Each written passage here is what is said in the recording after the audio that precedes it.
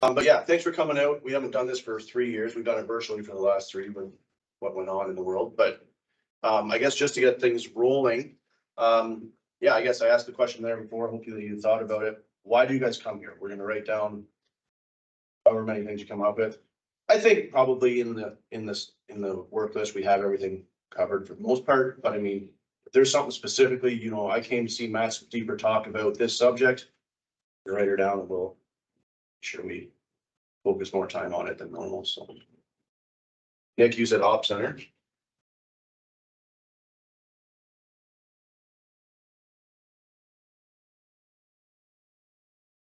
Anything else? Don't everybody talk at once. Kind of interested also in, we have 24 row planners and we have 16 row planner, as you know. Okay. And everybody, the combine guys, never know that, you know, it's fine on a 24 row planner with 12 row heads, but they all like to bitch and whine about the 16 row planner. And you know, we're running RTK. You think it would be good on the up and down the field, but there's always seems to be some variance there. Enough that the combine guys are whining. They got a hard job, don't they? It's tough, I guess. Oh, man, I feel sorry for Farmers them. and beer and roast sense and every toy you can imagine, but. So we're talking about pass accuracy or guess row issues, right? Yeah. Yeah, okay. And I guess, you know, it leads to a lot of questions. I know there's ways you can adjust that. It's just. My question is, you know, if you're in one field and you have it tweaked maybe.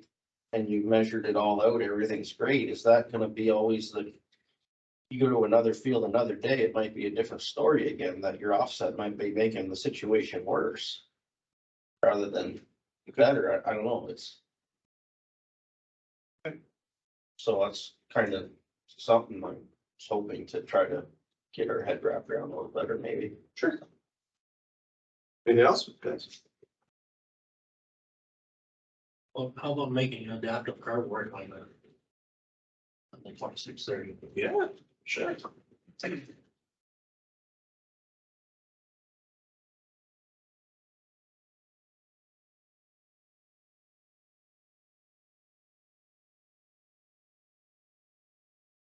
Adaptive or AB curves, for sure. Straight AB lines are easy. Adaptive curve. Okay, Try and make that right. yeah, On that topic is, I don't know, I use swap track a lot of times with the 2630, but. Swap track and adaptive curve does not, that just doesn't seem to work. You know what I'm saying? It doesn't work. Yeah, you put it, you would think it should work, but it just doesn't. but you think that you can't hit toggle when it doesn't go between them? Yeah, like you can have other lines like with the sprayer, you can have lines picked out in your swap track. And if you had an adaptive curve in there too, that just throws it for a loop and doesn't seem to work. It kind of, the way it's in there, you would think it would work, but it just doesn't. It's a little, I can't, without having done it recently, it's a little hard to explain. I'm trying to jog my memory here, but it's just. Adaptive curves are many points across the line, right? So the 2630s, like they were released to the world in 2012, right? So we're talking, now we're talking 11 years old displays. They older than that even, 2630? No, 2012. But there's just the processing power. It's good, does it, for a lot of things. When you're doing a swap track, it forces it to reprocess that curve every time, right? So depending on how big that curve is, it can take a significant amount of time. And I mean, just as far as addressing the question about it not working, it does work. By itself. The whole idea of auto track is to keep that tractor on the center line, right? You look at that line, what's it called? Light bar at the top. It doesn't care about where the implement is. All it cares about is keeping that tractor on the center line, right? So if you're running an adaptive curve, depending on how tight around that corner is, just want to make sure this is still working. You guys can hear us, right? Chatham? Yeah, I can hear you. Okay, good. Yeah, so adaptive curve, it doesn't care where the implement is. I mean, as far as a generic auto track solution goes, the only thing it cares about is keep that tractor on zero. When you're running an adaptive curve, it'll do an okay job on a gentle curve. On a sharp curve, forget about it. So there are solutions. For example, an active auto track or an active implement solution. So there's a steerable hitch or a steerable axle or whatever. So that's a solution where it's actually steering the tractor and the planter or the drill or whatever the case is. So that's going to allow it to follow a contour a lot better. Still maybe not perfect, but a lot better. And I will just say, as far as a hack, and we're going to get into the simulator, we're going to go through all of this, but I'm just addressing this now. Kind of a hack is, you know, typically we're kind of known to travel through the field. You know, if this is pass A and this is pass B and this is pass C, right? So that's our adaptive curve. On an adaptive curve, you're going this way, the natural way that that implement is going to steer is different. So the hack is, okay, drive this manually. It knows where it was. It takes a lot of time, but now we're going to drive back to the other side of the farm and we're going to go the same direction of travel. So this way, and then same idea on C, we do it again. It's not a great solution, I know, but at least that way you know that the implement is going to pull kind of the same with the intention of keeping your guest row better. Not perfect, but better. Okay, so we're going to forget about that until we actually get to our stuff. I just had some stuff from Chatham. Okay. I jotted down. Yeah, I do. Boundary creation and how to delete.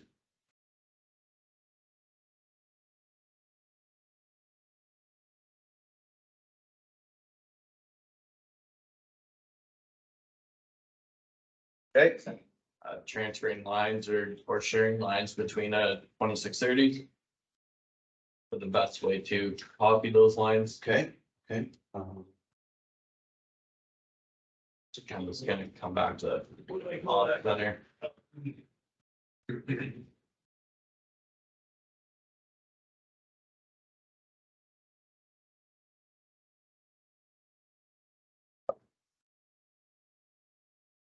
Guidance line management. Yeah. And then I've got guidance lines, what to use, different types and how to create, but we've kind of. Okay, that's kind of covered in the adaptive curve and the AV curves and stuff like that. All right.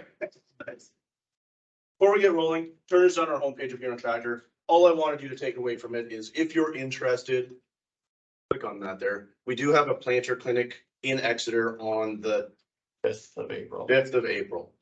If you're interested, sign up with Alicia. Just want to make sure you do that. Or there's one in Chatham too, on the 29th.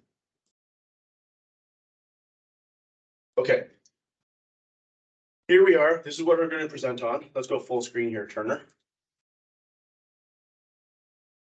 So, actually, I'm wrong. Go out of that for 1 second. Just wanted to make sure, so you guys are aware, we're using a display simulator. You can access this all on your web browser. If you wanted to type in displaysimulator.deere.com, it'll take you to a run, kind of a opening page. You can select the tractor that you want to run. You can select a combine, sprayer, whatever you're trying to simulate on your farm. Different displays, right? You can do 2630s, you can do Gen 4s, all that sort of good stuff. You can simulate implements, right? So if you had a Seedstar 2 planter or Seedstar XP planter, you can kind of customize it, do your run pages, and kind of get more familiar with it that way. So that's exactly what we're doing, is we're simulating a 2630 display through Display Simulator, and just making sure you are aware of, you can access it anyway. So here we started the tractor up. This is the first screen we're going to see. Warning, automatic guidance system detected. This is actually a good thing to see, right? So what this tells us is two things. Our display has an auto track activation. I think most of us, that would be the case. And that it's communicating with the steering controller, whether it's an ATU universal that gets bolted onto the steering wheel, or it's a integrated valve. So this is good. All we have to do is just acknowledge and say, yeah, I'm not going to turn it on the road, with the potential of causing an issue with accident. So, okay, this might be a screen that we're going to see as soon as we accept that. This would be kind of classified as part of our run page set, right? So 2630s can handle up to 5 different home pages. Okay, so there's a little home button. as we navigate through the screen, I can just click on this button. You can see the Turner's got 2 pages that he's toggling in between to display different types of information. And it's all customizable, right? So you can kind of change what you want to see on the main run page at any given time. So you can hit that page in an infinite amount of times just to go back and forth from maybe your guidance map, maybe to your video camera, right? So 2630s can handle up to 3 different camera inputs. So we're going to focus a lot of time here in the bottom right-hand corner because this is essentially how you're going to navigate the display. So you got your home button. We've talked about that, up to 5 different home pages. Down in the bottom right-hand corner, you have your main menu, which is an up arrow with 7 dashes, 7 dots. So when you hit the main menu button, this is how you can navigate every aspect of the display, whether it's, you know, something as simple as a calculator, there's video inputs, access manager, not something that we need to get into, but you can lock your different aspects of the screen. Layout manager, we will spend quite a bit of time in here as far as customizing what you want to see. If you're moving maybe the display from a combine to the planer tractor, some configurations there. We'll talk a little bit about display. I'll turn it over to Turner. He's going to talk about the Starfire 7, or I shouldn't say the 7000, just the receivers in general, accuracies, calibrations, that type of thing. Message center is where kind of a lot of our diagnostics is going to be done as far as if you're having trouble codes come up on that machine. Performance monitor is going to be very machine specific information. So you would see engine RPM, fuel consumed, you know, that aspect of things. So it's communicating directly with the tractor controller. GS3, this is where we're going to spend probably 90% of our time. And really a lot of what's in here is going to be kind of towards addressing these questions here, right? And then for the small group of guys that maybe would have an original GS3 monitor. So if you had like a 9650 combine, it's got that brown box emulation as far as the harvest monitor goes. You would have to run that through the GS3 emulation, and we can briefly touch on that. Okay, I think before we even dive into the GS3 aspect of it, making guidance lines, boundaries, you know, going through that full documentation setup, we are going to focus on the layout manager, right? So layout manager, this is where we can, again, customize what we want to see on those run pages. So currently we only had 2 pages set where we would toggle between page 1 and page 2. We're going to add a 3rd page, and we're going to add maybe some totals, or really doesn't really matter. We can add anything we want. So you can see across the right-hand side, we've got these letters correlating to each box. As far as keeping things simple and kind of concise when you're in the cab, for the most part, not always, but for the most part, I would probably stick to these top 3 sections. Just as when you get into these, I'll call them quarter sections, the available information on them is kind of limited. So oftentimes I'll say, you know, keep it in a half section or the full section, or even A is probably rarely used. Probably F and G are kind of be the configurations you're going to want to use. So in this case here, you can see that our current selection is F, right? So we've got a large selection for our guidance run page. And on the right-hand side, we've got our client farm field and guidance or a tracking solution in there. So that our current one is F, right? So page 2, this is what we're going to see. So we're going to add a 3rd page. So we're going to go, I want page number 3. First off, I want to include it in my home page selection, right? So if you don't do this, just because you made it, it's not going to be in here. And now we're going to add some information. So in this case here, let's go to the G tab, Turner. And you can see, bang, we've got 3 different sections, green, red, and blue. And we can just go through each and actually select what we want to do. So let's click on our big red box there. And you can see it's listed 3 of those tabs on that main menu that we can associate to that area. I want a big map. So let's go, so GS3, and you can see across the bottom is we've got 13 pages that we can toggle through. So back page, forward page. So Turner's going to click that button, page 2, page 3, whatnot, right? So you can keep going through, and you're going to see that everything is gonna change as far as what you're gonna see on that tile. We're gonna go back to page number 3, Turner, because I think it had a nice big map for us. Let's go to the bottom page here. We have there yesterday. Performance monitor. No, let's go back to GS3. And again, we can scroll through these and kind of customize what we want to see. So we already saw the guidance map. So let's go through here, see if there's anything interesting that we need.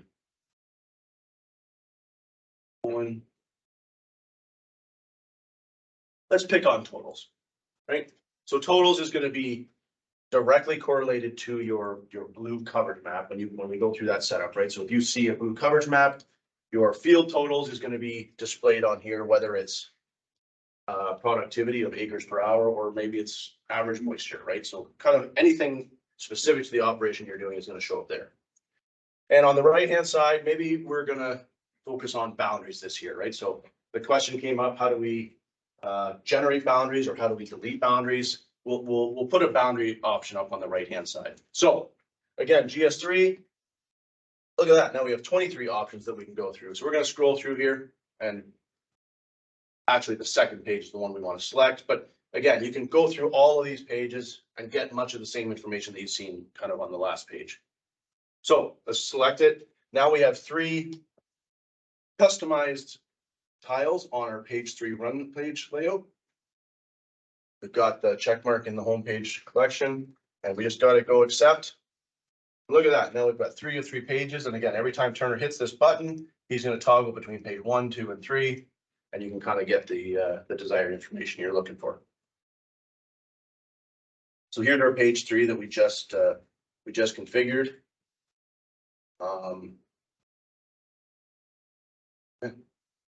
Why is your bottom one not lit up? What you chose? This totals, Yeah. because as we know on the 2630s, and I think probably most of us have experienced it, they're very particular on the information that you give it, right? So when we go through the setup, something in our setup has not been configured properly, right? And we'll talk about it. There's the red asterisk, the little red asterisk that doesn't get filled out, or the display doesn't see what it needs to see. It can't document, right? So we could lower, it looks like we have a combine apparently right now, but we could lower that planter into the ground, and it will not apply a blue map for us in this configuration, right? Something's not set properly.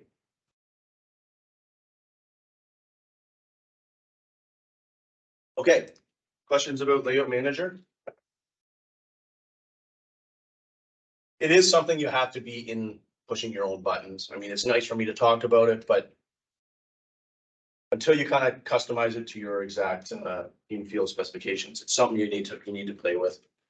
But quite easy once you're doing it. So, okay, yeah. So kind of back to this, we're gonna focus on setting up the display so that we're gonna tell it what farm we're in,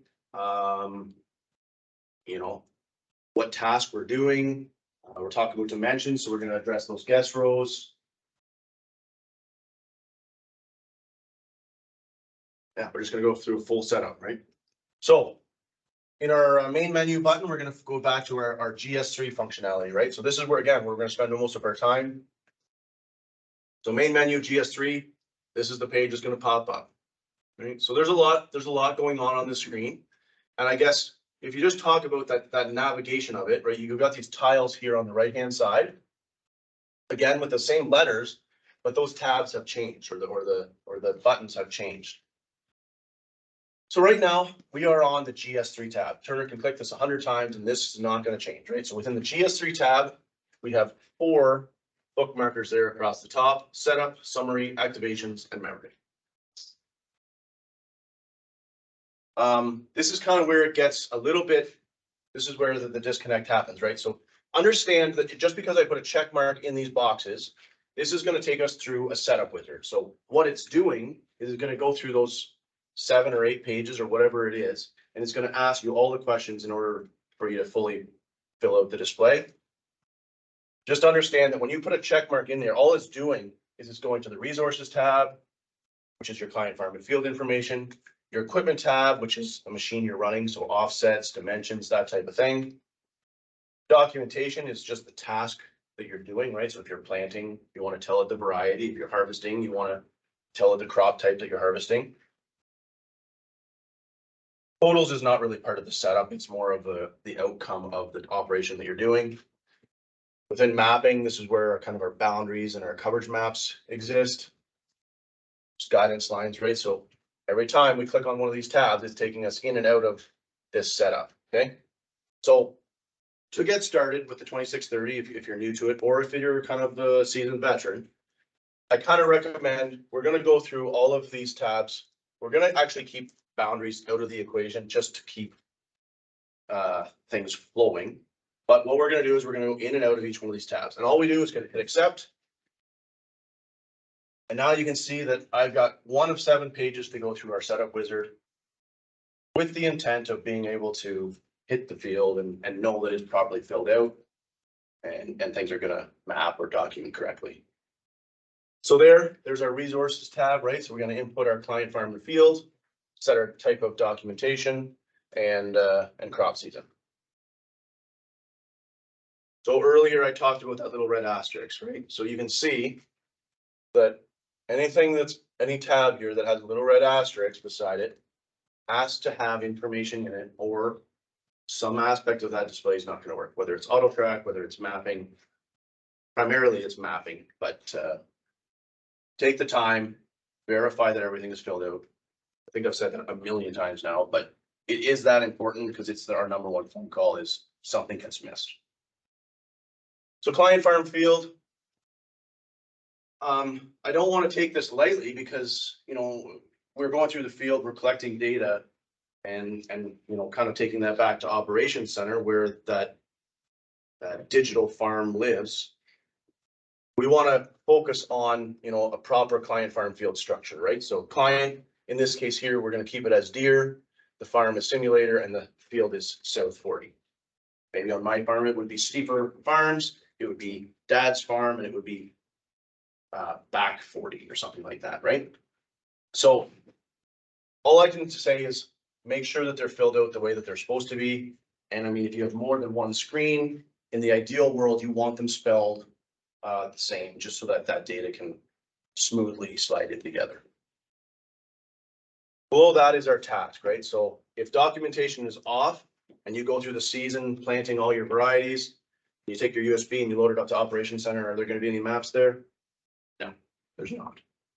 So make sure that you spend the time, documentation off, tell it the operation that you're doing. Today, we're going to pick on planting. Below that, we have crop season. This is not tied to the GPS receiver. This is something you manually have to change. Okay, so change it to the crop year. When you dump in the cab this year, it's still going to be set to 2022. Change it to 2023.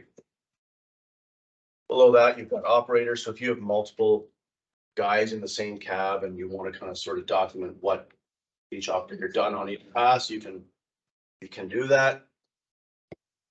License information, no need to talk about that. Okay, moving towards the middle of the screen, right? So you've got this gray page in here. If you had a boundary associated to that South 40 farm, it would show up as a, you know, little pink outline or whatever of the exterior of the farm. And it would indicate the total acres there at the top.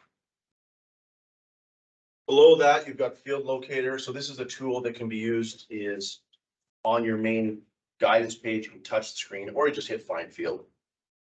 Right, so you drive into the farm, it uses the boundary and it'll kind of give you a, yeah, it looks like this. Click that again, Turner. So in this case here, there are no farms detected because it doesn't have a boundary. But if the boundary would come up, it's going to give you the recommendation. This is the farm I think you're in. And you just hit, yeah, and hit accept. Requires a boundary. Boundaries, we'll talk about it, are sometimes good, sometimes bad. We'll talk about how you can manage and go that way. So resources is filled out properly. We're going to go from page 1 to page 2. So we click on the next tab. Apparently we're running a cotton stripper today. Let's change that, Turner. Let's find just a regular old tractor. So you can see that Now I've got a tractor showing up here and, okay, there's a whole bunch of numbers, dimensions in here. So tractor has selected a 6030 series. And really the takeaway of this page is our dimensions, right? So if you look, excuse me. If you look at,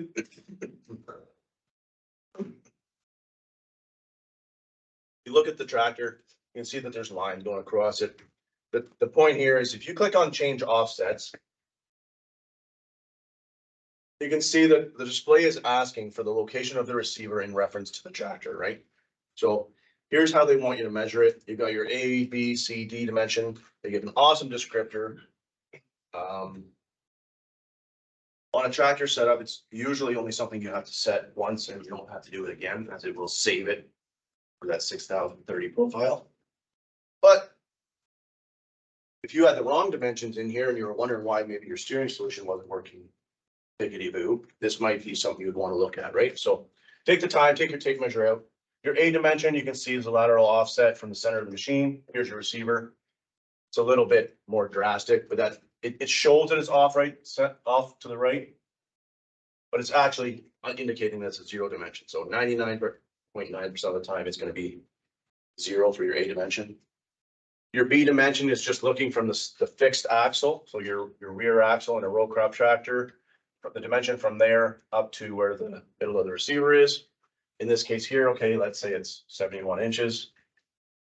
Our C dimension is again from that same reference point, that fixed axle, back to the connection point. So the drawbar pin or the connection at the 2 point.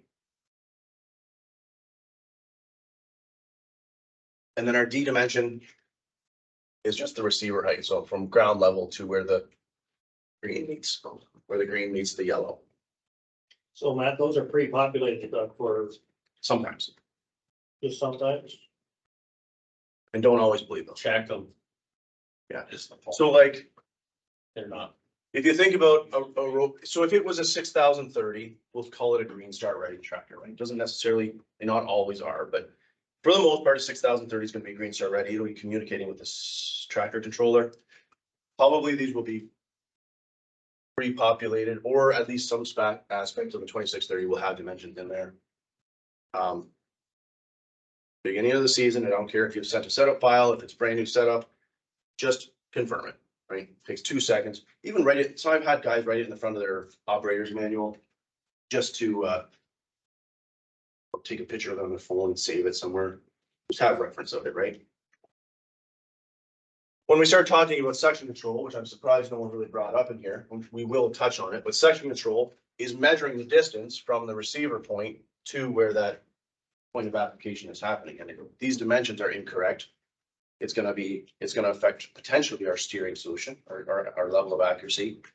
Or worse than that, it's going to be section control, right? So if our dimensions are out, there's potential for skips and or overlaps because it doesn't know where that reference point is.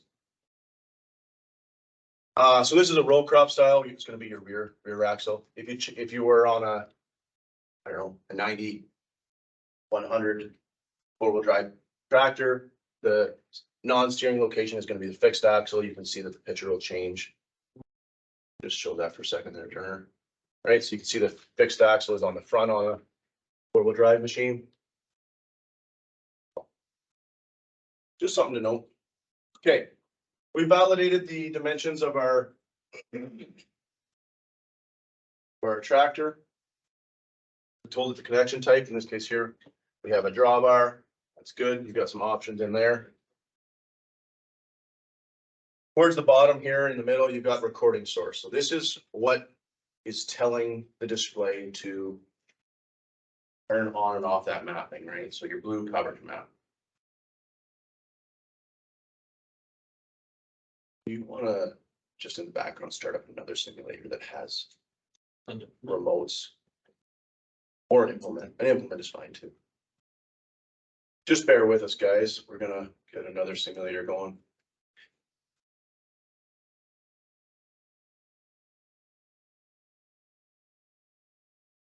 Might have to change the display type first. So. Yeah, Okay. Okay, So our recording source, you can see that we've got a couple different options. In this case here, this tractor, maybe it has mechanical SCVs or something like that, right? So the options that we have to start and stop recording are gonna be pretty limited. Either A, there's a manual button, which is I physically have to touch it every time I want to start and stop mapping. Or you can wire in or backfeed like a height switch. You would hit this button, you can see that there's a normally open, or normally closed, normally open switch, depending on how it's wired. If the tractor was smart enough, probably most of us have experienced there's going to be hydraulic options, right? So SCV 1 through 4 or 5 or whatever. Or if we go to our other simulation, we'll just talk about it. Oh.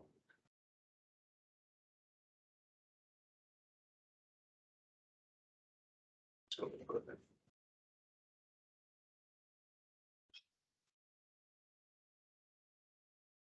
There it is. Or if we have a SeedStar 2 planner or a rate controller, or we're in the combine, that recording source has to say auto, right? And what that means is it doesn't matter the height state of that planter, right? The planter could be in the ground and maybe you forgot to turn the vacuum fan on. It's still not going to plant, even though that planter is in the ground, right? So it's actually measuring something to have an as applied map as opposed to just a target. So if you're planting, you leave the vacuum off, you go through, it will not plant. So it's actually counting the seeds to know you, to map that applied seeds per acre, right?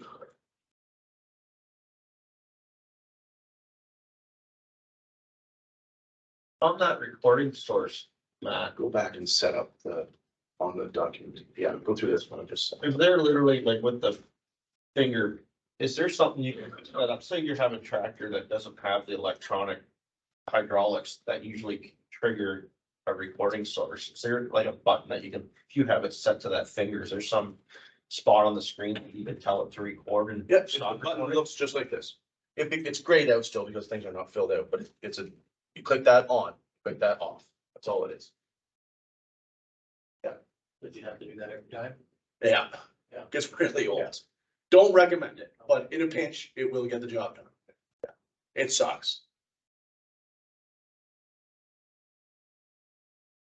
In that case, if guys are just, it'd be nice for spreading clover. If you think about spreading clover and you really don't care what it is, trying to get the job done, you just leave it on and then you just do your thing. It And just kind it of maps over top of the headlands on your passes, but whatever. makes a map that leaves you a date with it or something, so at least Yeah. you know it was planted. You're not really recording anything much other than. Yeah. A date, a field was planted, if you're just running an old standard or something. Okay, so in this case here, now we have our recording source. It's set to auto. Let's go to the next page. So the only reason it's, Well, that one raised an interesting question here yeah, for, what do you call it, section control there. Mhm. Okay, so now you've got two gangs. How do you set section control to shut it off to the right place? 2 games. So you think of like a box drill or something like Yeah, that? Or- if you take a deer box drill, for instance, Sure. in that particular case, you're showing 2 It gangs. kind of looks like that. It's a pretty generic picture, but yes. But so how do you, if you want your section control, you set for the last one, you set for the middle, where do you set your section? Well, control? so a box drill doesn't have section control, for example, right? But if you thought about like a 1990, Yeah, right, we're talking about a 1990 CCS. You're planting solid seeding, so 7.5 inches. I guess in that case, I would kind of actually recommend splitting the difference between your front gang and your rear gang. You might have on some of those 7.5, you might miss a foot of skip on some of them, and then the other side, you're gonna have an overlap, right? So it's kind of preference on what you want. What you're measuring, okay, we got it, let's, 1 second before we get, Yeah. let me address that. So, I'm sorry, I'm all over the place. Go back 1 page, Turner. This auto recording means that the planter, again, is telling it seeds applied, not just up or down status, right? So if we go to the next page, I can't tell the planter that it's not a planter. It knows it's a planter. The controller is telling the display it's a planter. So as far as implement model, you can say, okay, planter, there's the serial number of the controller. And you can see that there are no dimensions in here. Typically from the factory, they will have dimensions. Would you trust them? No. No, you wouldn't. 100% you want to get out and you want to validate these dimensions. So same idea as our tractor, we click on our change offsets. And you can see the picture does a pretty good job of describing how it's working. And I guess sort of to answer your question, as far as setting up section control or documentation on your drill, we'll pick on that 1990. The takeaway here is in red, A plus B equals documentation and or section control location when in use. If you're using section control or documentation, the dimension of these two added up is going to be where that point is going to start or stop. So here's our drill. I would probably recommend starting somewhere in the middle. And if you have to dig for seed, you can, and you can move it back or forward, but start in the middle. That's what I would recommend. Now, this is 2630 language where we have A plus B. If you guys are at all familiar with the Gen 4 platform, they moved away from 2 dimensions on the implement and they just went to a working point. So moving forward, we are recommending keeping this B dimension at 0. It doesn't really matter, A plus B. So if I just have my A dimension, it's going to measure from that connection point, the inline distance from the connection point, except now we're going to measure to the back part or where we want that point to be. So I'm going to pick on a planter just because it's simple again. We all know where the C tube is. We're going to measure from the drawbar to the C tube to the bottom of the C tube. And that's the dimension that we're going to put in for our A. So in this case here, let's say it's 21 feet on our 1775 or 70. I don't know what we have selected, doesn't matter. And we're going to keep our B dimension at 0. And then if you look at kind of the map, which we'll get back to when we finish our setup, it's going to show kind of it'll look like a sprayer, right? Just that green implement, just showing you where that point of application is for documentation or section control if you're using it. So I'm going to go through here in just 1 second. I just want to talk about for section control. Not only are we measuring the distance of our connection point on the implement, but let's hit accept here for a turn for 1 second. We think about our tractor. If we have 0 dimension, click on the back page. If we have all 0 dimensions on the tractor, but we have our dimensions right on the planter, do you think it's going to be able to? It still doesn't know where it is, right? Because it's measuring the distance from the receiver to that point of application. So it's actually this B dimension, this C dimension, and the A and B dimension on the next page. So if those are not add up, all those dimensions don't add up from the receiver to the Or best result. To the all the planter. Information needed. It's, yeah. Okay, let's go to the next page. We'll go through here. So we've done our A and our B dimensions, talked about that. Our C dimension here, this is what's going to address our guess rows. Doesn't matter if we're running RTK or SF1. That C dimension, what we're telling the display is I want you to drive off of that 30 foot or whatever our track spacing is by so many inches so that implement in theory will pull straight down the field. So the one thing you're not addressing in the other rows in this couple factor we talked about. Yeah. Is planter drag throws up your gas rows. So no matter what you do, you can't affect it. And a box drill is probably I hate to say it, No, a box drill is probably the worst. 32 row John Deere planter. Right? Yeah. It's the worst. Yeah. Yeah, they ground conditions, the more ground engaging components that we have, that implement has more options for dodging, for lack of a better term, behind that implement. I'm sure that tractor is pulling straight. It knows where it's supposed to go.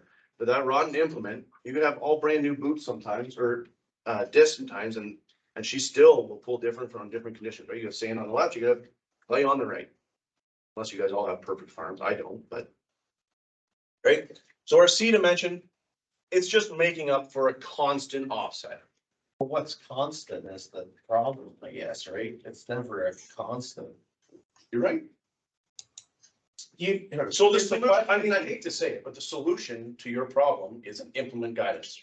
So whether it's a steerable hitch, right, we can add a hitch to the back of the tractor and it's physically steering the tractor and the planter. So there's a hitch, there's an implement receiver. It knows physically exactly where the receiver is and it will steer left or right. So that'll fix your. You're trying to adjust for something that's constantly changing. Like, have you ever had somebody successfully, did an The offset? display doesn't know or care where the implement is. Yeah, I know, it doesn't know. It doesn't Like, know will any you of it. ever, Yeah, there is a way to do it here, but will you ever, if it's constant, yes. you're trying to put a constant, yeah, the thing is, it's never constant. So if it's a 16-row 32, it is physically, like if you change it from corn to soybeans, you have to put, An either offset. you move the pin, or you put an you can put an offset into this to offset it, so the tractor drives off the line, so the planter drives off the line, right? So that is a constant offset. If it's doing like this and you're fighting it from one field to the next, it's not a constant offset, it's ground conditions. You can't. The only way to fix that is with an implement guidance solution. So you put an implement receiver on the planter. In the 2630 land, there's only an active implement guidance solution.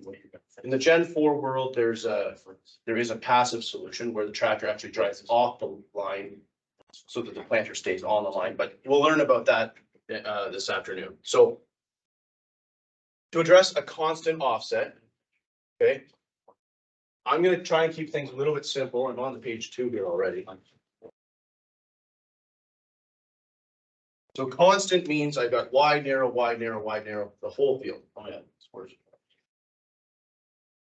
So I've got pass A, pass B, pass C, direction of travel. Okay. So this is the center, this is the guidance line, and then kind of down here is gonna be the guest row, right? So on this side, I've got a 32 inches, and on this side, I've got a 28 inches, right? So I know wide, narrow, I can do this one, I can predict this one's gonna be wide again. That's where that C dimension can come into play, right? So if we've got 0, every time this tractor is gonna drive on this line, the planter physically pulls to the right or to the left, we have to just define what it is. So our solution is this C dimension. So judging by direction of travel, if this is wide, we know that the planter is pulling to the right. Same with this one, we're going this direction, well, the planter is still pulling to the right, pulling to the right. So now how do we tell the display here? You can see. Trick question, do you want it to look like that? Or do you want it flipped the other way so that the implement is showing on the left?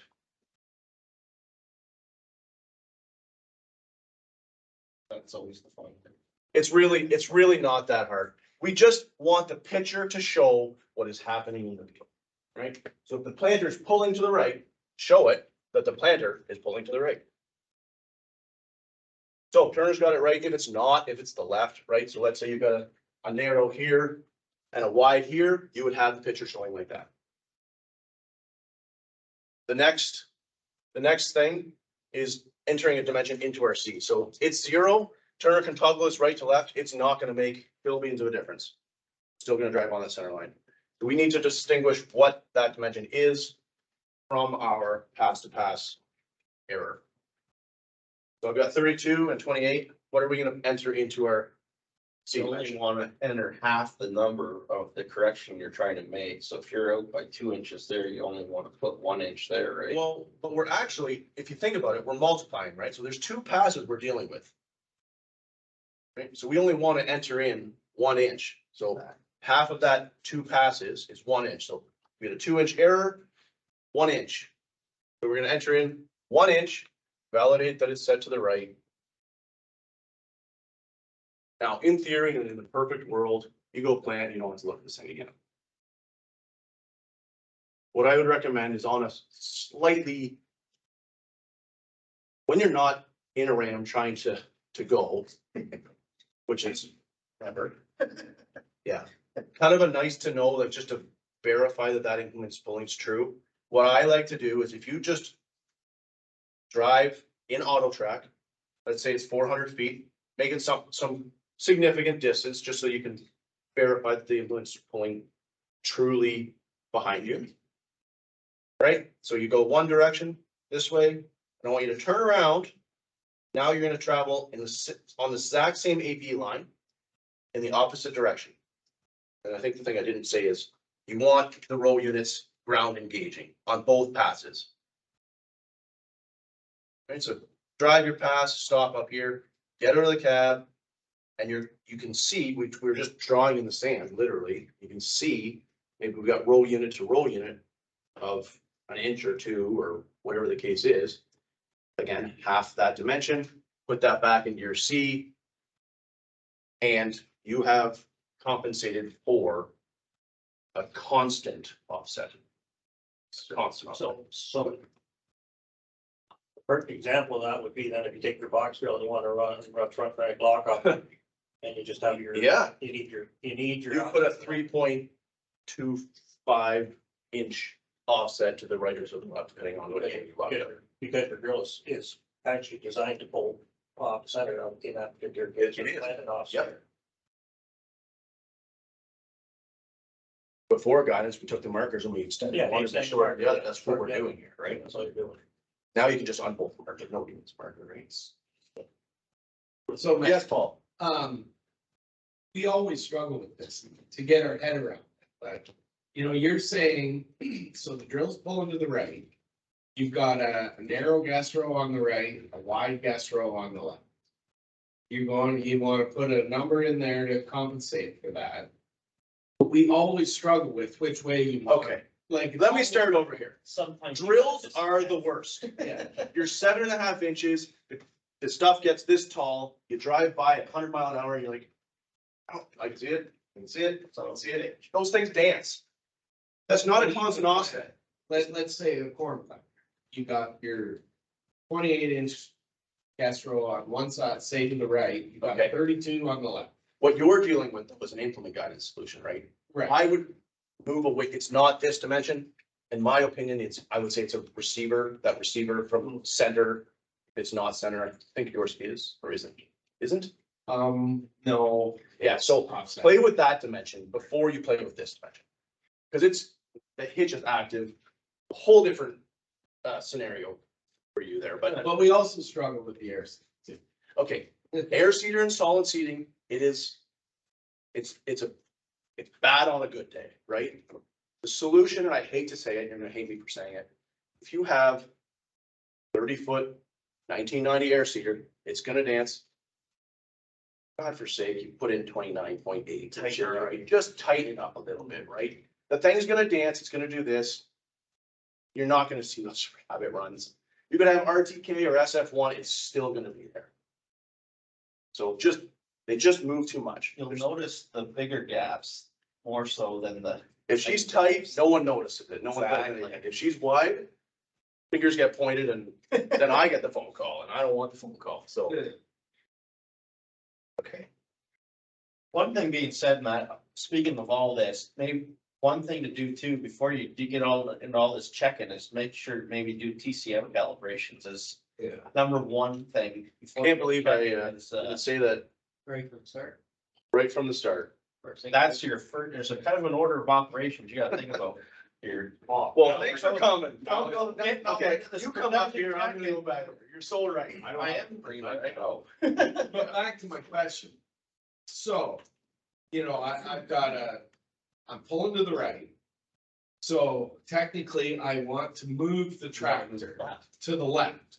Which way do I hit that arrow to move the tractor? Okay, all I can say is you want the picture to show with the way that the planter is pulling. Okay. So if we're headed to the whatever. Pulling right? If it's pulling right, so let's say we're going north, south, north, in this scenario, this first guess row is gonna be what? Tight.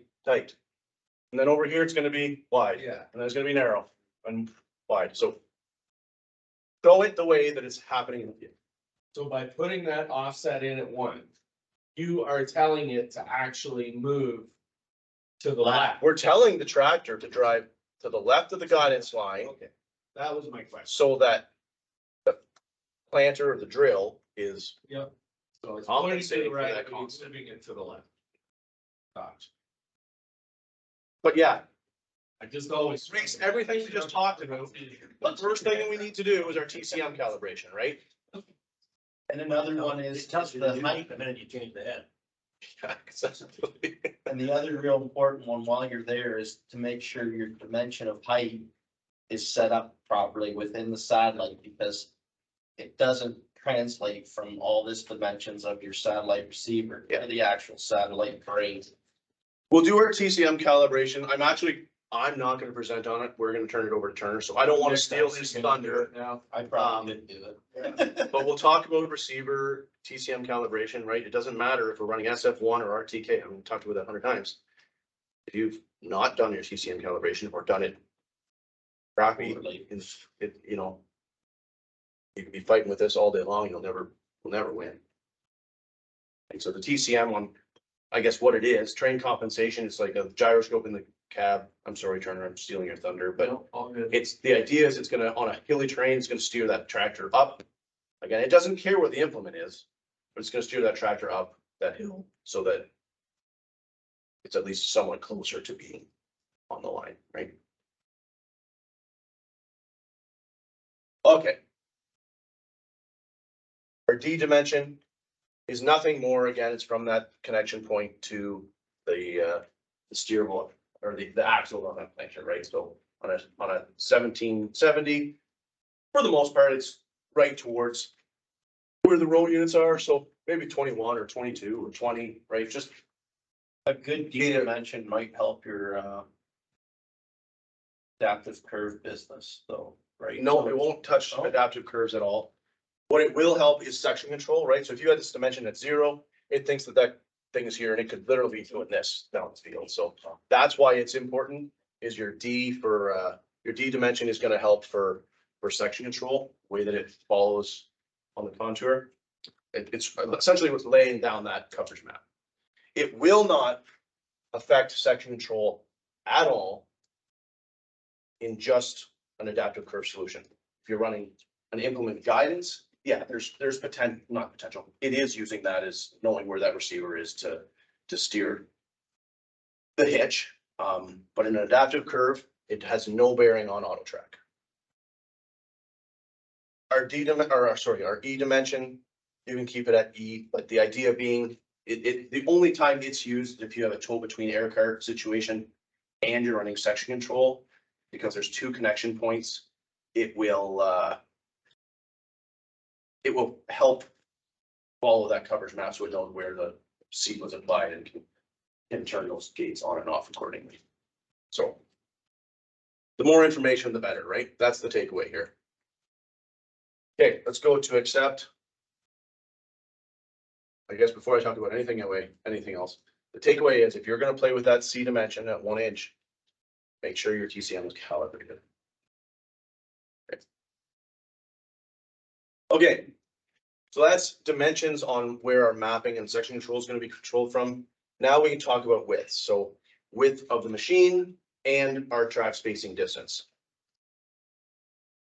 In this case here, the planter knows that it is a 31 row, 15-inch planter, so it will always pull true behind the tractor. You don't ever have to implement an offset, whether it be through the GPS or with your 2-point hitch pin thing. But if you're switching from corn to soybeans, you will need to decrease your track spacing distance, right? So if you're in corn, it will be a true 30 foot planter. If you're running soybeans, you need to knock 15 inches off of that. So you would change it. So it would be 31. If you typed in 31 here, it will actually 31 15s. It will actually compensate, I think it's 28.75 in feet or something like that. So if you hit foot rows, it's a 40-foot planter, not a 30-foot planter. Sorry. Okay, yeah, so it's knocking an entire row unit off of it by being 30 rows. Physical width is probably not 60 feet. This really has no bearing on anything as far as steering. What it is for is if you're using things like high-tech Pro, where it'll turn around your headland and kind of automate that sequence. Not many guys are utilizing it in the 2630 world. In the turn automation world for Gen 4s, it is something that is getting more and more popular. So before we move on from this page, just toggle this back to foot rows. If you look at this, again, that planter is talking to the display. It's telling it the number of rows, right? It knows it's a 31 row planter. You can see across the bottom here, what are these two bars indicating? What are they telling us? Anybody take a wild guess? Section control sections. Yeah. So the first bar up here is indicating that rows 1 and 2, so a soybean row or a corn row they're going to be tied together. So every 2 rows on that planter are going to be one section. What's the 1, 2, 3 down here telling us? Sections. Nope, that's what these are. These are sections. Yeah. This is our drive sections, right? So in a hydraulic drive planter, we've got 3 drive motors for example, on a planter like this. And that's all it's indicating. So there's a break between drive section 1, drive section 2, drive section 3. It actually tells us right here, number of drive sections. So Turner, you can change that back to 40 feet. It really doesn't matter in any situation, but again, there's no reason for it to say 60. I don't know where that number would have come from. We're gonna go accept. And sort of we've validated, we spent a lot of time in here, but we validated our implement dimensions.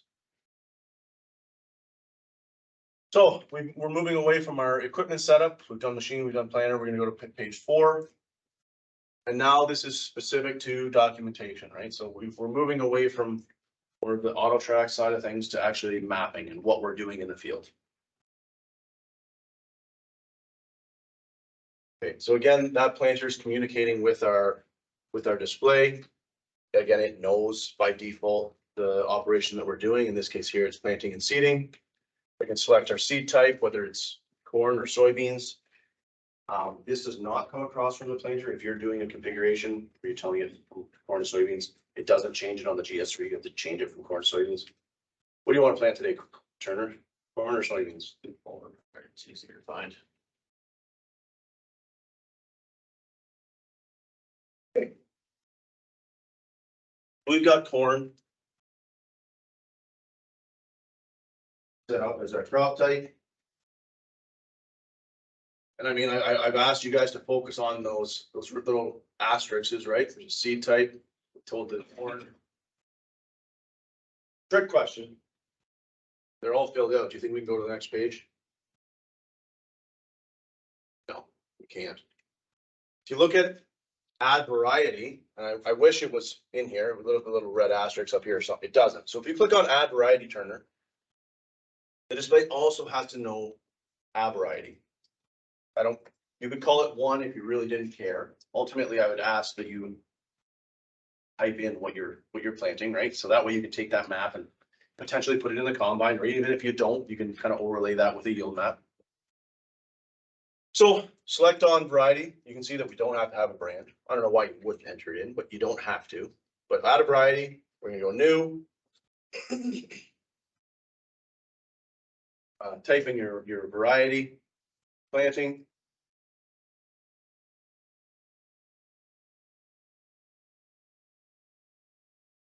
Okay. And we're going to accept, and you can see that this variety is associated across, well, normally it wouldn't look like this because you're not planting on those bean rows. That's part of the planter configuration. But we have this variety associated to the entire width of the planter. So this is a CCS planter, but I'm gonna do some variety trials on the first 8 rows versus the second 8 rows. If you click on this button here, we've got assign variety to rows, right? So you can see, again, it's associated to all the rows, but we're actually, if we change this variety, sorry, we did this yesterday too, didn't we? We have to add 2 varieties to enter. Turner's gonna add another one.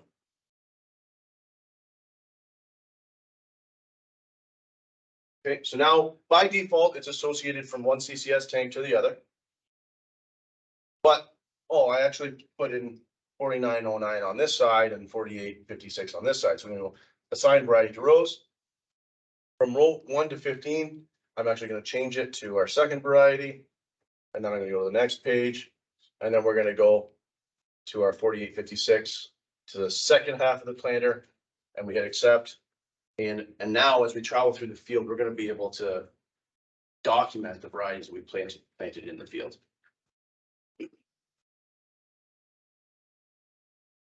If we had a simple planter, meaning that it's not physically plugged into the back of the tractor as far as mapping or recording or if we're spraying, whatever the case is, we don't have a controller telling it what it is.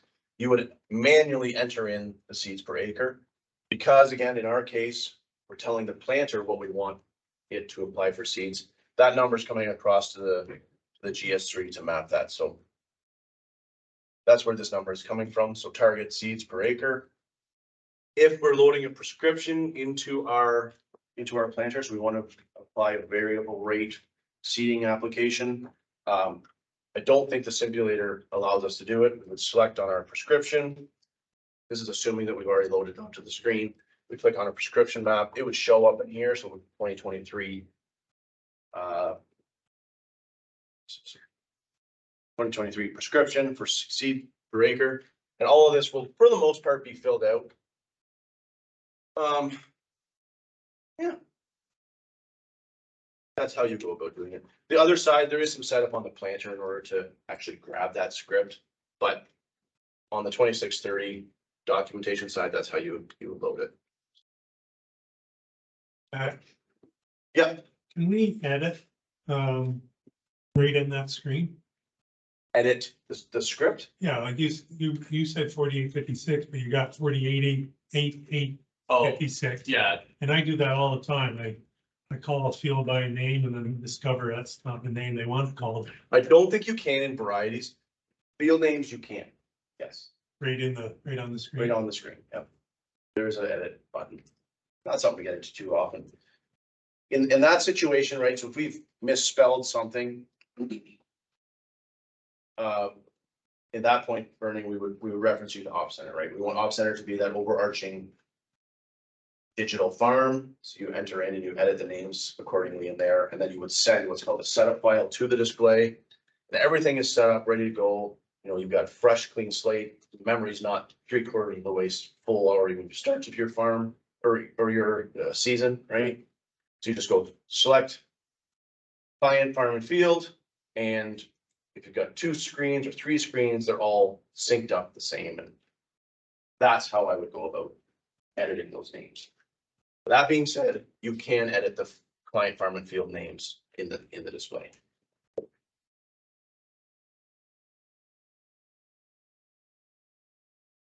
Okay, anybody else have questions about that before we move on?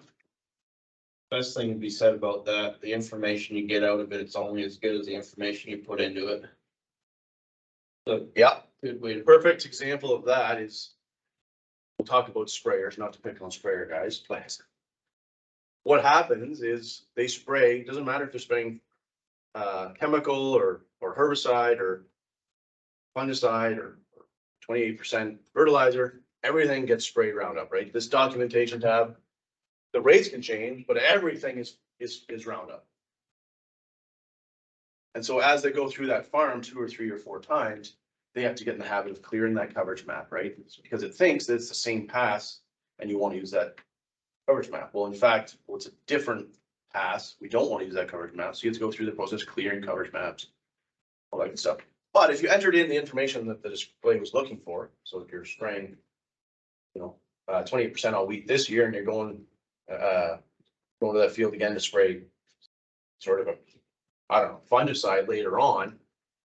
If you didn't tell the display that you're spraying a fungicide, it assumed that you got to spray Roundup on that field, right? So take the time, enter in what you're doing. And when you pull that data back out, it'll actually make sense. Oh, it didn't spray Roundup on wheat in June 15th or whatever, right? So, yeah. Good. When we get out of the setup wizard here, we'll talk about some common calls and some diagnostics and how we can eliminate issues or phone calls that we get very, very often. But we're gonna go to the next page here before we get too deep into that. So this moves into our guidance page. All this is doing is selecting our tracking mode. So in this case here, we're on straight track, which is our just generic A+B or heading or whatever we're doing. If you wanted to do AB curves or adaptive curves, you would select on that button, select your guidance solution there. And then on the next page, you would select your, or either select the guidance line you already have or actually create that. There's some advanced settings in here. I don't really need to get into it. It's kind of, well, it's not fun to talk about. So by all means, go in there, click on buttons. By default, you shouldn't have to play with anything, but there are some advanced auto track settings. If you have a tractor that maybe is not holding the line perfect, you can tweak it in there. Normally, the default settings are good enough that you shouldn't have to do that, but there are some options. You had one in there on the road finder. What is road finder? Roll Finder is a non-auto track solution. Where it would be useful would be in a spraying situation we'll pick on corn that was not planted in auto track, Okay. right? So your sprayer is 90 feet or 120 feet, whatever, it doesn't matter. The idea is, why not? We'll click on it. Click on it for a second, Turner. If you go to the next page, because it'll actually go next one more. All it's doing, so you're driving, you're getting to the end of the road towards the headland, or you get to the headland, you hit set roll, and it's just projecting at least your direction of travel, and it stays live for, I don't even know. I've personally never used it. It stays live for 30 seconds, enough time for you to turn and you're heading back in, and then it counts that 120 foot. So click set roll, Turner. Okay. So it estimate you get in the right So spot. it sets your track spacing For custom. and then you drive around. It's not an auto track solution. That's why I've never used it. Say that'd be good for, say, custom operators or something. You're in a field that you're spraying somebody's field that you don't have the guidance lines or whatever. When you pop out, it get you in the right. Guys that are doing that though, for the most part, they'll already have an auto track guidance line set. And if they have to hand steer it, all they'll do is get to the end of the road, hit center, and then they'll drive 124, hit resume and pull in. I don't even know why it's there, right? But that's what it's for. I've never used it. I've never recommended anyone to use it, but that's what it is. So let's go next. So straight track, by default, shifts are off. Unless you're absolutely critical and not shifting guidance line, maybe you're doing like vegetable beds or something like that, and guys get in there pushing buttons and they go in and start trampling. 99% of the time, I would say keep it on small shifts. Even if you're running RTK, you want that functionality. You're doing 15 mile an hour. It's getting a little tight. Just hit it once and you can shift it, right? So this is compensating for either a planter drift or not planter drift, guidance line drift, right? So or GPS drift, I should say, right? So if we're running SF1 over a course of time, that guidance line, I set it here today, tomorrow, it thinks it's over here, right? So that's what our shifts is compensating for. Or 4 hours later, I'll think it's still over there. 15 minutes later, it'll think it's over there. Yeah. So small shifts, we want to turn it on. We'll go to our next page. I'm not actually going to create a guidance line on this, but you can, right? So set track 0.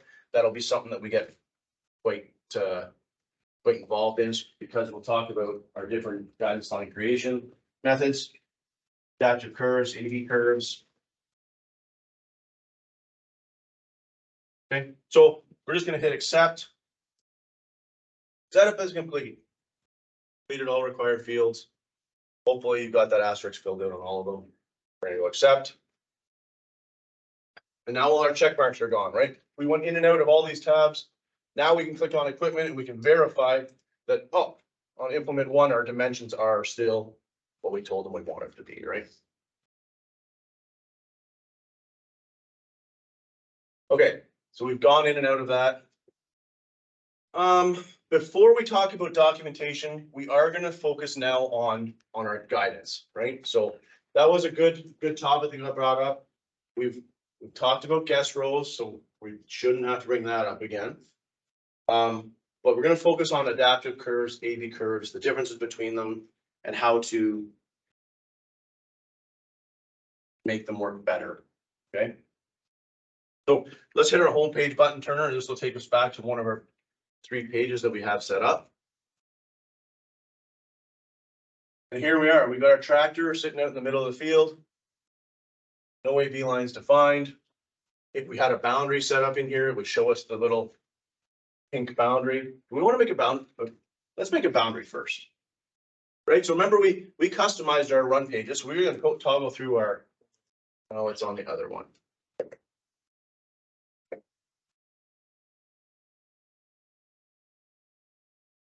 No, let's go back to the other one. Just make a. We'll go through we'll do it again. Turner's going to make another 3rd page. Run page layout. This is your test, Turner. How fast can you do it?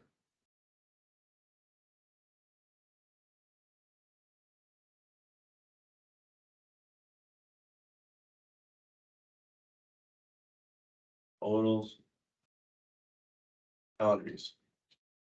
Okay, there you go. There you go. So here, Turner's got 3 pages set up. We got boundaries, map. And there, look at that, our totals are back. It doesn't say we need to set it up, right? So we must have done something, right? So now when I lower that planter down into the ground, my acres are gonna start to count up, average seeds. This is all customizable. You don't have to have this set up, but you can say, you can see there's pounds applied, probably not something that's applicable on a planter, but. Okay. Again, remember that just because we've got it set up on the right-hand side of this run page, there's multiple places that we can access this information, right? So really all we're doing is pulling it from the GS3. So if you didn't have this configured on our run page, we could go to our main menu. Let's do that, right? Here's our boundaries. We can go to main menu, GS3, mapping, boundaries. There it is, right? So client farm field. We don't have a boundary set in here. We're going to make an exterior. There's our headland or our boundary offset. We can change the direction of where we want that position to be. We've got our start and pause or our stop and save button. Okay, let's go back to our home page because we want to do it from here. So I pull in the farm, brand new rented farm. Maybe I'm not actually doing an operation in there, but I want to know how many acres either I have to build out. Maybe I'm doing custom work, or maybe I want to know how many acres I'm actually farming this year. So in this case here, we've got a 15-foot offset. All this means is we're measuring from the center of the tractor 15 feet out. That's where it's going to draw the little pink line and do our measurement for our boundary. Today, we don't have an implement on it. Let's go, we're going to go 8 feet from the center of the tractor out to the right side of the dual, for example. Okay. So we got an 8-inch offset. The other thing is now we're not measuring from the implement. So Turner hits this little toggle button and you can see it's going from right to left to center of the tractor to the right side of the center of the tractor, right? So we're measuring straight out the side of the window from your seat. You can look to the side and you know exactly where you're drawing that line. That's all that means. So we're going to start the recording. And now we get to drive around the Turner, around the field Turner. Try and make it somewhat of a significant field, maybe 3 or 4 acres if you can.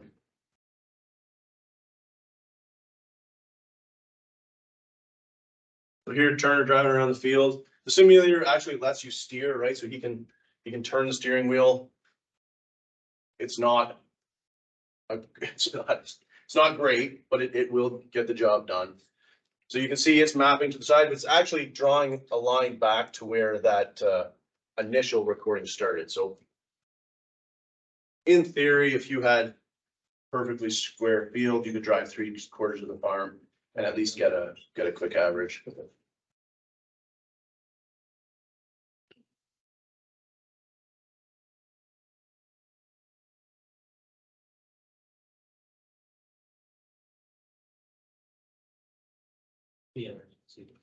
Yeah, so I don't probably recommend stopping. We are gonna stop the tractor at this corner of the farm. We're just gonna hit stop and save, and we'll show you how our boundary can be used in this setup here, right? So turn and slow it down.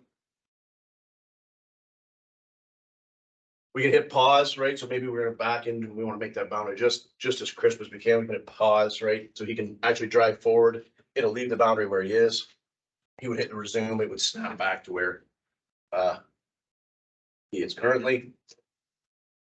In this case here, we just want to hit stop or save. Are you sure you want to end your boundary? Yes, I am.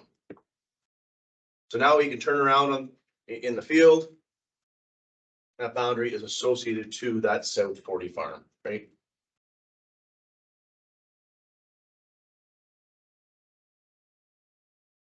So we made a boundary.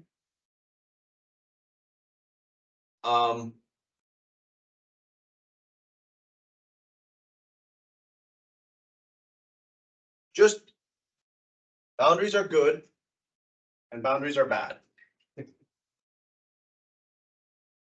They're good for giving you things like acres remaining or stuff like that. Like you can actually configure this. We'll do this quickly, but you can actually configure, you know, it's going to take the math from the area of the boundary, and as you're doing planting in that farm, it'll actually say time remaining, acres remaining. So that's kind of a useful thing. Or if you're doing custom spraying and you don't want to, you're spraying a herbicide, you don't want to get that boom over into the neighbor's beans.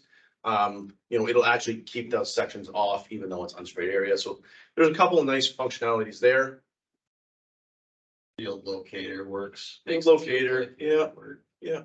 You drive into that, right, sees us field exit detected. If we drove in there, it would know that we're in that South 40 farm. Okay. All right, so let's start by figuring out how many acres this was, right? So we're gonna go main menu. Back to our GS3, back to our mapping, back to our boundaries tab. So there's the shape of the farm where we are situated in reference to it. Turner made a 5-acre farm. And we're done.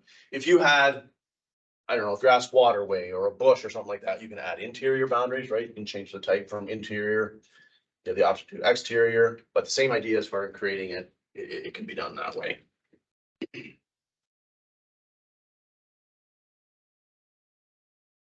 Now, I made this boundary Yeah. 3 months ago. This is your question, isn't it? No. Okay, I made this boundary 3 months ago and I'm running SF1, or I didn't take the time and I made a crappy boundary, or I pushed part of the bush back, right? The boundary has changed. It's not representative of that South 40 farm, right?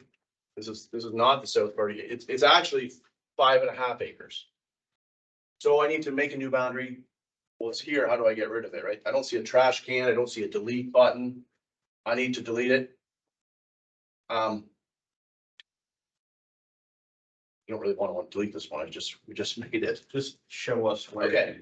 Yeah, so I want to delete this boundary so that, okay, I'll come up with the case. Again, I've made this boundary 3 months ago. I've come back in, I'm spraying, and with SF1 or SF2 or whatever signal accuracy we're running, you know, there's potential that boundary could have shifted. That's probably exaggerating, but it'll be out 2 or 3 feet for sure, right? And we can't shift a boundary like we can a guidance line. So we need to start over. We need to delete this boundary. We need to drive around it again.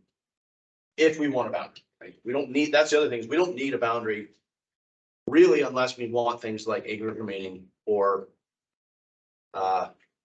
section control. The Gen 4 world, it's another story. This is a whole other conversation, so take that with a grain of salt. But in the 2630 world, this is what we're gonna do. We want to delete this boundary. All we're going to do is we're going to redefine it. If you click this button, it's going to ask you, are you sure that you want to redefine the boundary? If you don't, if you say, oh no, I want that boundary, you cancel. If you want to, if you do want to delete it, which we're not going to do, you would hit accept. It's going to take us back to this picture. Our boundary is going to be gone. This is not going to be there. We'll say 0 acres. There's no boundary in here. You begin to spray and that section is not going to turn on outside that area. So with interior boundaries, like for grass waterways, you could put them in. And that way you don't kill your grass waterway when you're running with your sprayer, you just drive right across it. It's supposed to shut the sections off on one side and. Absolutely. Okay. And we'll talk about it if we, sure we'll have time. What time is it? 30. Kind of on a roll here. Maybe we'll wait another 15 minutes before we take a break, but hopefully we have time towards the end where we'll get into Operations Center and we can kind of address that. In Op Center, you can actually draw interior boundaries on a Google map. As good as it is, or as good as it good, maybe it's not good enough, but there's tools where you can make adjustments to your boundaries and stuff like that, and then send it back out to all your displays or whatever. So to answer your question, yes, you could have an interior boundary. You drive over that grass waterway and the sections will turn off. You're not. Planter turns off, the side of sprayer turns off, the whole bit. Yep. Just Yep. goes on. Yep. Okay, again, before we get into adaptive curves, or I should say other guidance solutions. This was kind of a hot topic yesterday. We're going to talk about flags, something that's totally underutilized. And it's fine if it's not something for your operation. But we've got different options as far as flags, and we'll talk about how they can kind of interact with Off Center, and you can take it on your phone and you can actually do your scouting that way. We got flags. Right, so we got three different, the takeaway here is we got three different modes of our flags. We got point, which is just a single flag. We've got line, which is like a trail of breadcrumbs behind you. And we've got area, so we can actually map out an area of one flag. So here would be kind of the case that we would assign each one of these for an area. So let's keep point, a point flag as the default here, Turner. So on button number 1, we're going to keep turning it live and we're going to call it a rock. So we're humming along in the planter. There's a rock. Let's say it's 10 feet out from the side of the planter. If I hit flag, let's drop a flag there, Turner. It's kind of hard to see here, guys, but there's a little yellow flag towards the front of the, it dropped it right where that receiver was, right? So if your rock is not directly in the center of the machine, it'll get you within an area, but it's not gonna, you can't say I want it on that side. So that's a point flag, right? Just a single point.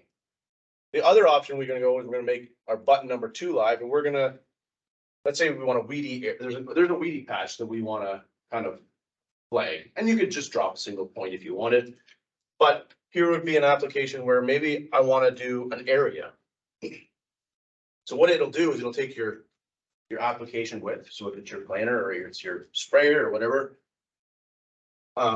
We just have we think we have the planter set up. So I think it's a 40-foot planter and it's an area. So Turner has turned it on. So there's a start and a stop like this. And if you see, it's not a single flag. He's actually mapped an area of that entire planter width. And then however long he turned that recording on and off for. There it is. Look at look at how big that weedy patch is, right? And then the other option that we have as far as a flag is what's called a line. So for button number 3, maybe you've hired your tile contractor and you want to have some sort of a reference, so you're not trying to. I mean, if there's a hole in the ground, you probably know that's where the tile is, but if you wanted to have a map of your tile maps, this would be the situation. You can change it to a tile. You're going to go to mode as line. You get out on the tractor and you're straddling that idle.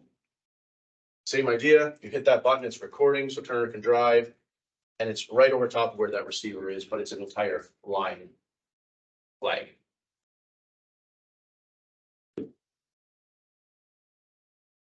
Okay, so now they live on the display. By default, these are part of the setup file, so they don't get wirelessly sent to Operations Center. You do have to either A, use a USB and transfer it, or you have to wirelessly push a setup file. If this is something you're interested in, just be aware that it's part of the setup file, it doesn't wirelessly go up top center. Okay, so we've got a point, an area, and a line.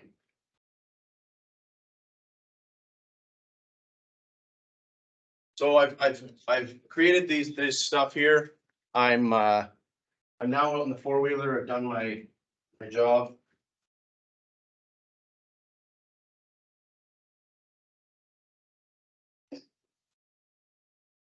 Bear with me here. We got a bit of a live demonstration, kind of a cool takeaway here. Yeah.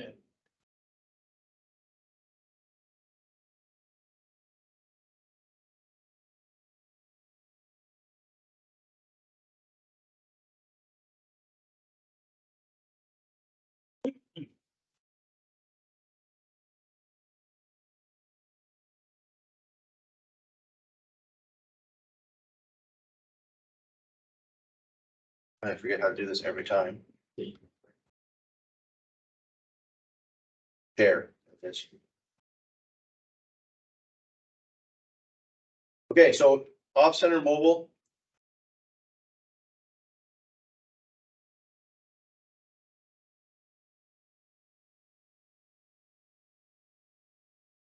Sharing.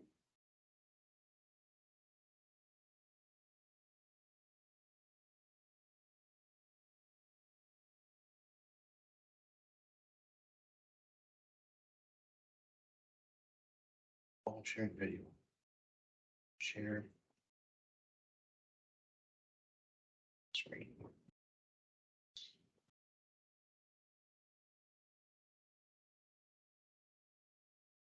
There we go.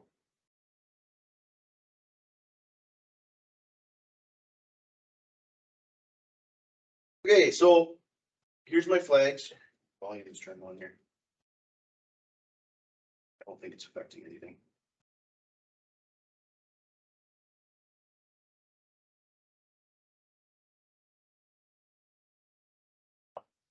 So this is I'm sharing my phone, right? So I've taken my flags and loaded them up to Operations Center. Now I've logged in with my username and password.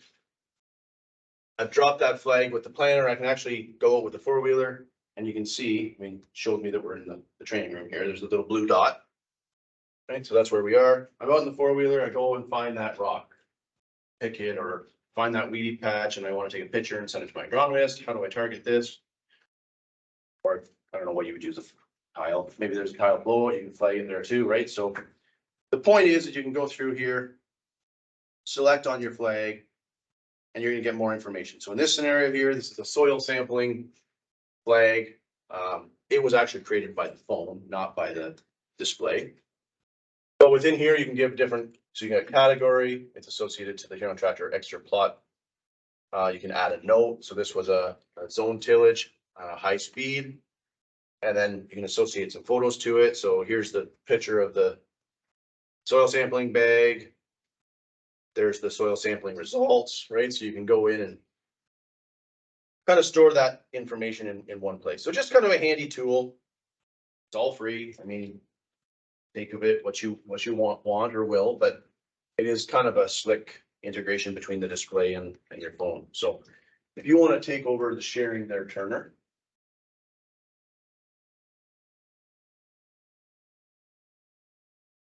Okay.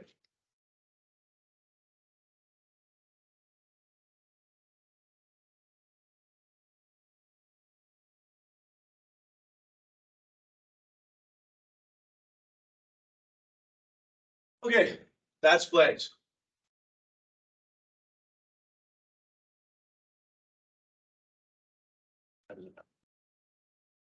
Me too. Okay, before we dive into guidance lines, because we will spend a significant amount of time in there, why don't we take a 5-minute break?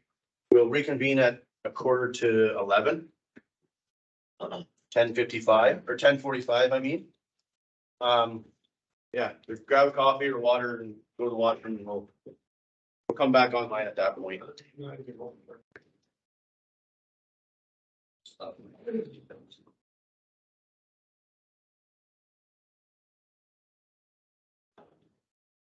You feel those again? Still look like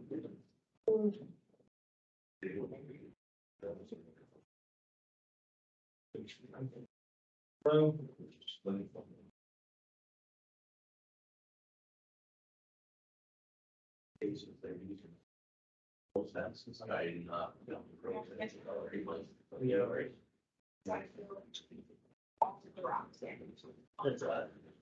That's what you have the rock what for, and then you have it. Salt.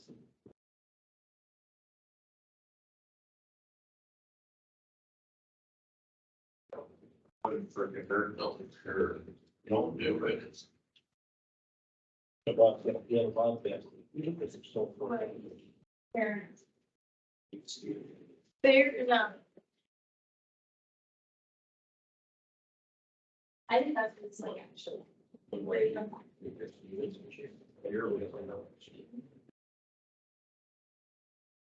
guys have a lot. What's that? You guys have a lot. Say, Carol, I have to step out of that. There are things that we want to learn that would be useful. They wanted their headline, right? One thing side is. That's how. Mine. Like I.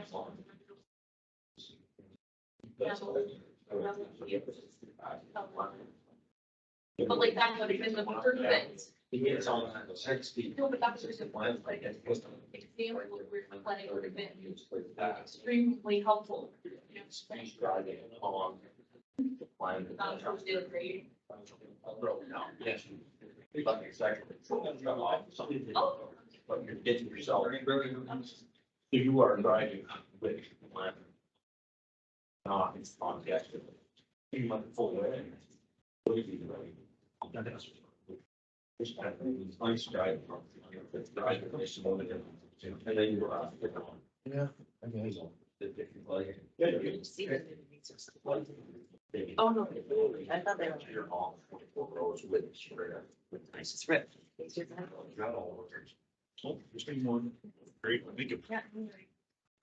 You know, it's, yeah. Don't write it down, it's gone. I have a scenario that you could probably help with. Okay. On the sprayer.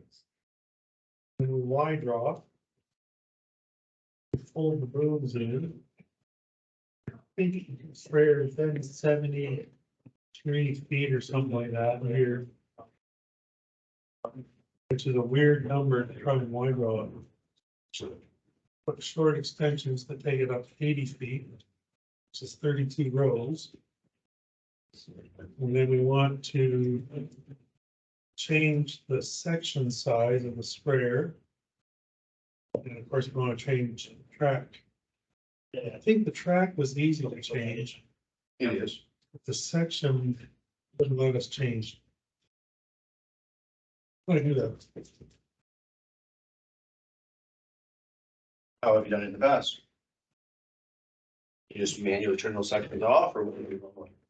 I think we, impacts the rate, so we figure we're 7% wide, 7% wider than the section guard, so we have to rate 7% across the boom. Right, So there's, so it, but how do you do it? You turn those sections off? Like those two outer set, whatever it is. two- yeah, we turn those outer sections Yeah, off, then But it's still, but then if things the are spraying product actually 73 still feet, 73 feet. but we're not, we're spraying. 80. Yeah, that's not, it's a whole nother, Just in there and tell it. remember that it's Change dictated. the section. Yeah. Oh, I understand. That's what you. That's the question for you. That's what you need to do. Yeah. Just That's your how to question. do that is the question. In GS3 section. I think it's actually easier if I just show it on this computer.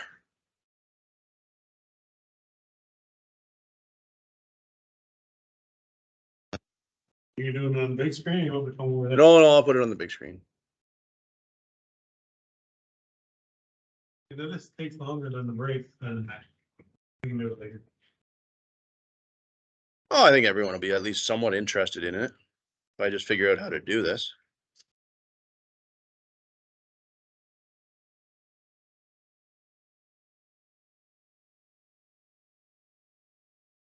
You turn back to the teams.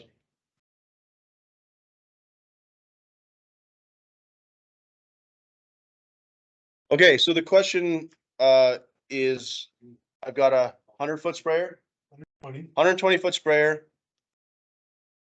The controller might not look exactly the same, but the concept is the same. The question is I'm Y dropping nitrogen on corn. I fold my outer sections in. I need to reconfigure the application width from 73 feet to 80 feet so that I don't have to compensate for product volume. In your sprayer, so you go to however you get there, sprayer. You're going to set up. It would, but the issue is he actually spraying on 70, but the controller doesn't know, or 73. The controller doesn't know he's spraying 80. So his workaround has just been have a target application rate of 7% higher than it would be because the boom is 7% wider than at 73. So if you go to boom, sorry, this is your main page. You go to setup, right? Everything, this is the generic John Deere logo for setup or settings or whatever, right? So setup, you go to a boom setup. You got number of boom sections, whatever the case is. Let's just say that this is 5. You go spray section setup. So here it's telling you, so you got your L1, that's what this is. Number of nozzles, nozzle spacing, right? So let's say you've added 4 nozzles or something like that per side, right? So you go to 18 to 22, you go accept. I'm still spraying on a 20-inch nozzle. So now I got to change my R1 section to 22. You would hit accept.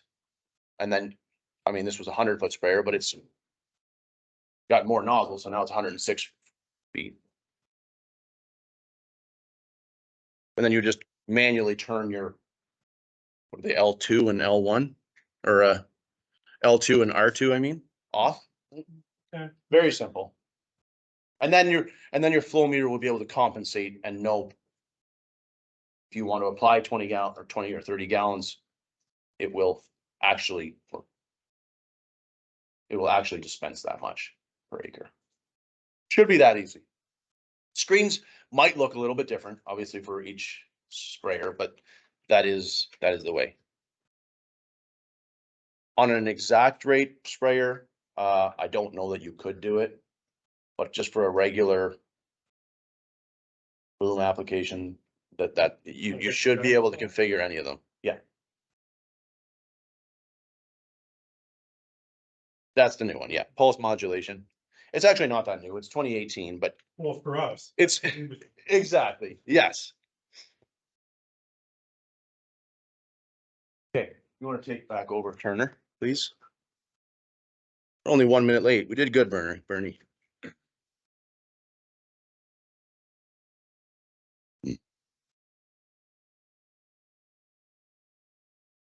Go full screen there. We're gonna move into guidance lines, right? I am gonna do an AB curve, or a straight track, an AB line, and I am gonna talk about headings. So again, 2 ways, right? So we got guidance. We can make our guidance line here. I want to do it from the home page, right? I don't want to be in this setting. I want to do it from the home page. Okay, it's not on this page. Next. There's a set track 0, right? There. We got a couple of spots we can do it. So in this case here, we got to pick our tracking mode. Probably 95% of the time, it's going to be straight track. We're going to go set track 0. So this is the first time we've been to this farm. We don't have a guidance line selected. Select set track 0. If there was a guidance line in here, you would check this box. There'll be a drop down. It'll be whatever you have it named. In this case here, we're going to go new. We're going to call this 1A. No, don't call it 1. Don't call it A. Make it something that the next time you go to this farm, you know where that guidance line was created. Call it master, what master plant, whatever, right? Make it a reference. Call it East Headland. Just give it an idea. So the next time you pull in, you can continue to use these guidance lines. So Turner's got it called master plant. We got our planter. We're gonna go, so we get situated planter, it's up against the fence row. We're happy with that. We're gonna go set A. So we've dropped a single point in that location. Now we carry on. So at this point, we're gonna go set B later.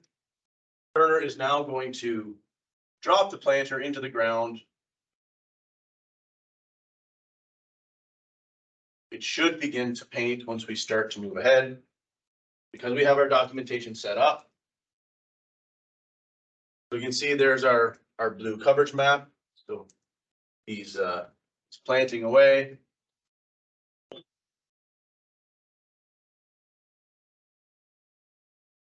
Maybe he wasn't perfectly situated. You can actually reset that A point too, right? He had turned around. So we can go back to set track. Just go set A again, back to set B. Okay, so now he's squared up. He's gonna drive to the other end of the farm.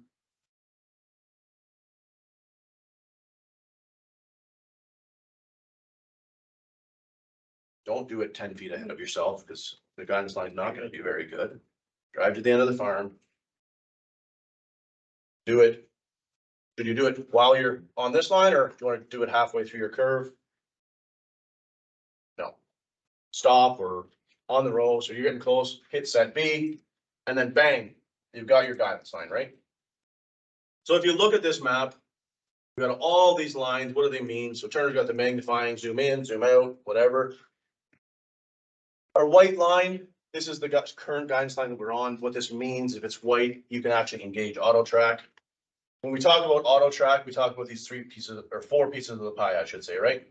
So that first piece of the pie is 2 things. Do we have a steering controller on the tractor? Yes, we do. Do we have an activation? Yes, we do. Second piece of the pie, what Turner just completed, which was our guidance line. So we have to have an AB line or an AB curve. And an SF correction. We have to have start fire correction. The third piece of the pie is nothing more than a safety thing, right? So I want to enable it, turn it on, he clicks it on, gets 3 pieces, turns it off, he gets 4 or 2 pieces again. So turn it on. Now the 4th piece of the pie is physically engaging it with our resume switch, right? So depending on the machine that we're running, they can be in different places. In our 8R tractor, it's a physical push button. There's toggle switches on some older models. Our combines, you've got kind of that matcher button on the hydro handle. Sprayers, usually it's located either on the bottom or the top again, but a couple different places. And then the idea would be it's physically, you take your hands off the steering wheel, you hit the button. When it switches to our new white line, so now Turner could hit our engage auto track. And bang, we have 4 pieces of the pie, it turns green, the big A, we're auto tracking. Now, what's the goal of auto track? It's to keep this tractor on our guidance line. So that would be 0. Doesn't care where that planter is whatsoever. Unless we have an input receiver on there. Okay, so Turner's auto tracking away. We got our nudges, right? So we got right and left by default. Every time you touch that, remember we turned it on. Every time we touch that, we're going to shift this line 1 inch. We're not just shifting this line, we're shifting this one. It's the whole thing is going like this, 1 inch at a time. Or, yeah, just stop for 1 second, Turner. Or, okay, we stopped, we filled up the planter on that last pass. Before we did that, we put our marker out. So it's going to compensate for drift. I pull back into my next pass. I line myself up where I want to be. And this number up here says it's 7 inches, 5 inches off, right? So if I was to engage auto track, my potential guess roll would be 5 inches wide or narrow from the last pass, right? So that is a perfect example of drift, satellite drift. So I pull in, it says 5 inches. I'm happy where it is. I go center and I snap that line back to where I'm situated, right? That's how you're going to compensate for drift on an SF1 correction. And on an RTK, that should never be necessary, or it should be right where you're supposed to be. Yeah, so SF3 has in-season repeatability. RTK has year-to-year repeatability. There will not be drift on a RTK correction. Again, this is all assuming these levels of accuracy. SF1 is quoted at 6 inches in a 15-minute period, right? RTK is gonna be sub-inch with repeatable accuracy at 100% accuracy, right? So if you're making a guidance line and this says 30%, and by the time it builds up to 100%, you are gonna see incredible amounts of drift, right? Because it didn't know where it was. The accuracy wasn't there when you built that guidance line. So make sure when you're doing this kind of thing, you're setting up your field, make sure that you're running at, I will say 100%. If you're even at 80%, there's still potential that you're gonna see movement. So Matt.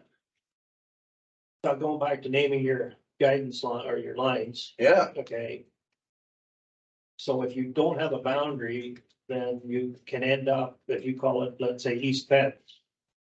You could end up in another field someplace and not on your right line, because it would be a line from the field.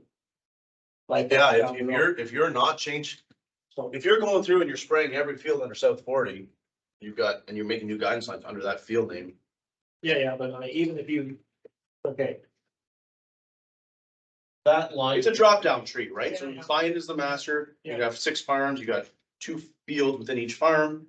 And then within each field, you've got a boundary and you've got a guidance line, you can have multiple curb tracks, whatever. so the lines, if you've got, say, South 40, the lines stay with South 40. Yep. You can't have them going someplace else, so. Oh, you can move this guidance line. You're saying that this, and you've got another farm that's right here that you want to use the exact same guidance.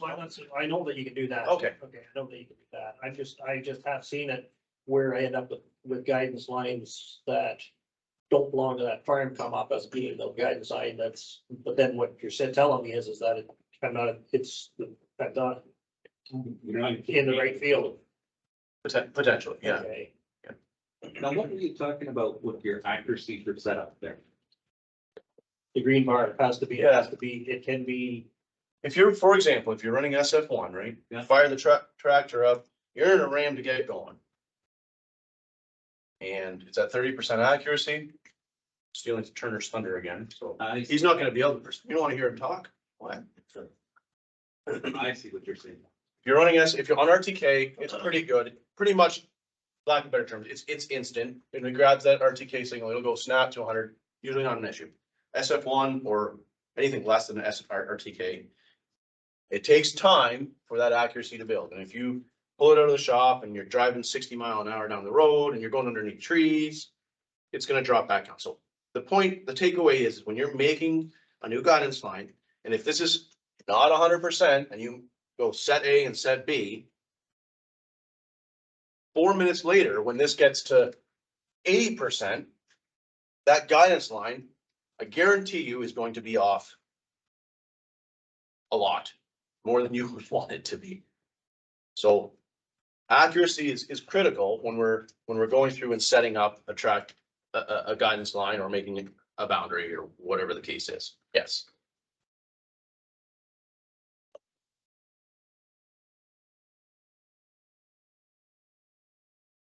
Okay, let's just talk about the navigation. So we go home again there, Turner.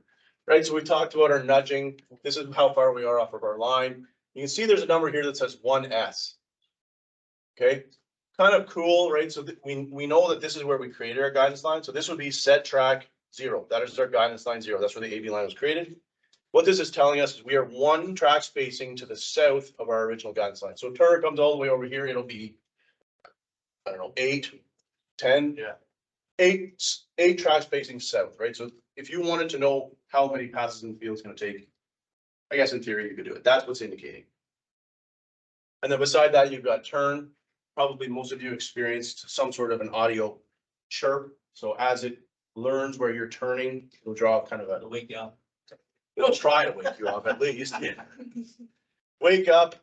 So when Turner goes down here, we'll get him to complete a couple passes just in straight track. And I don't think the audio comes through the simulator, but We'll see the numbers. exactly. You'll see it count down as far as a distance for where we need to turn.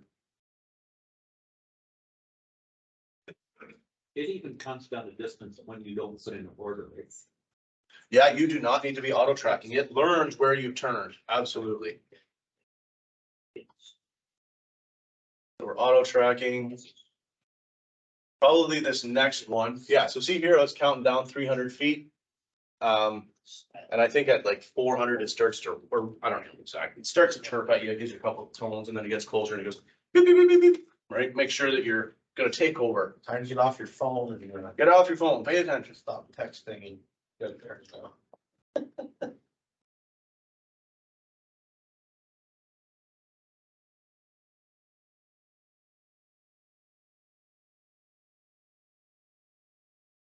Are you the neighbor's farm there, Turner? Yep. Being a good guy, Mm-hmm. or a bad guy. We're back.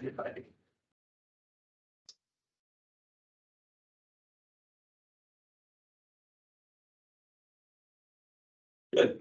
Essentially go over there.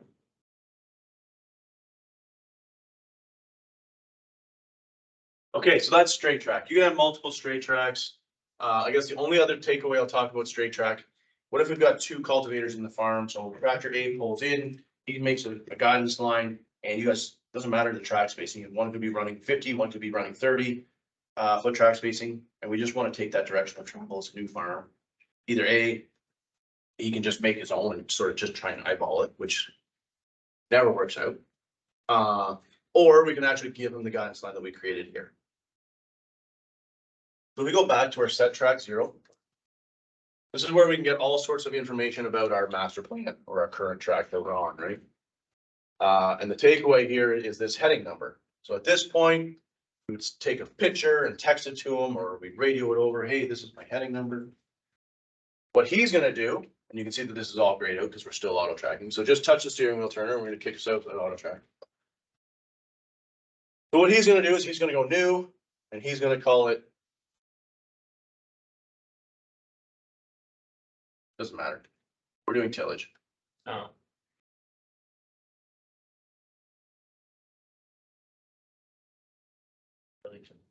We're doing tillage. You can see that we've got a couple of, there's an option here for method. I'm not going to talk to them too much, but I'm going to talk about this A+ heading. So let's click on A+ heading, Turner. And now you can see that that heading is back to 0. So at this point, I pull in, get somewhat square, doesn't matter the track spacing, pull into where he was working, and you hit set A.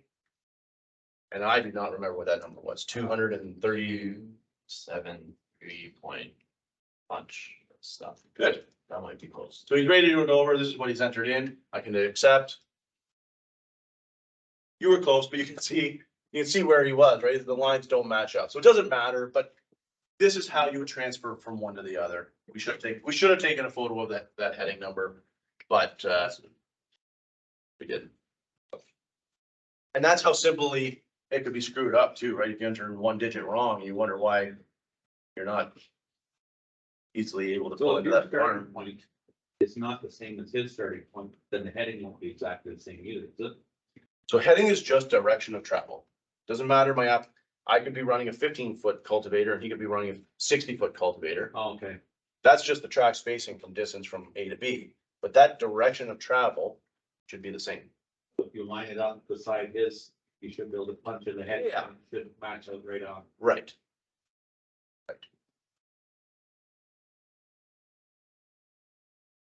If it doesn't, you might be experiencing things like degraded accuracy. You could be running on 30% accuracy, and then you're having drift, right? It looks like it's straight, but you're getting a wide guess, or you're getting a narrow guess. Okay, that is straight track. I'm gonna skip, I'm gonna move on from there.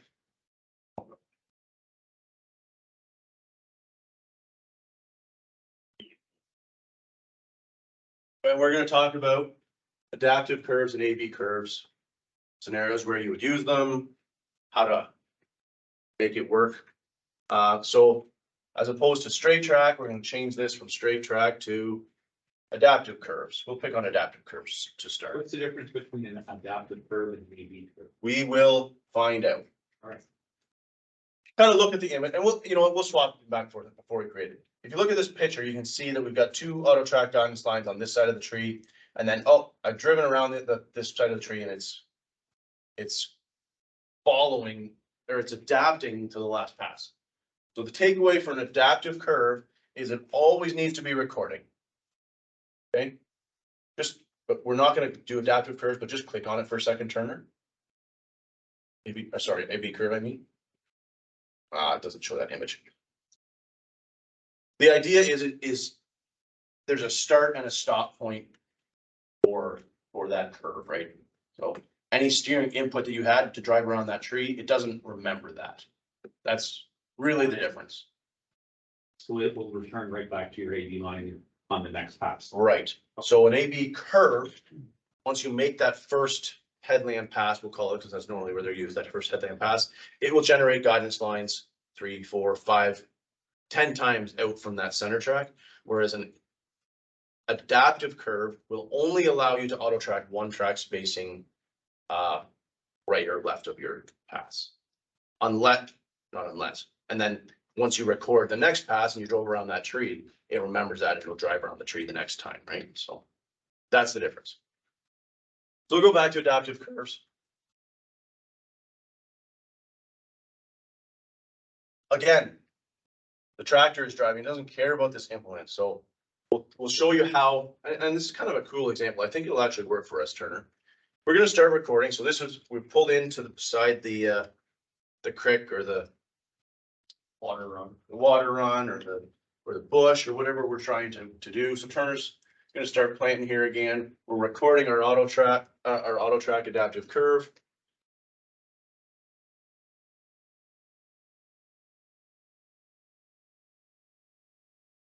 Oh, you gotta remember, this is the adaptive curve. So we're not stopping the recording when we go back to head the other way, okay?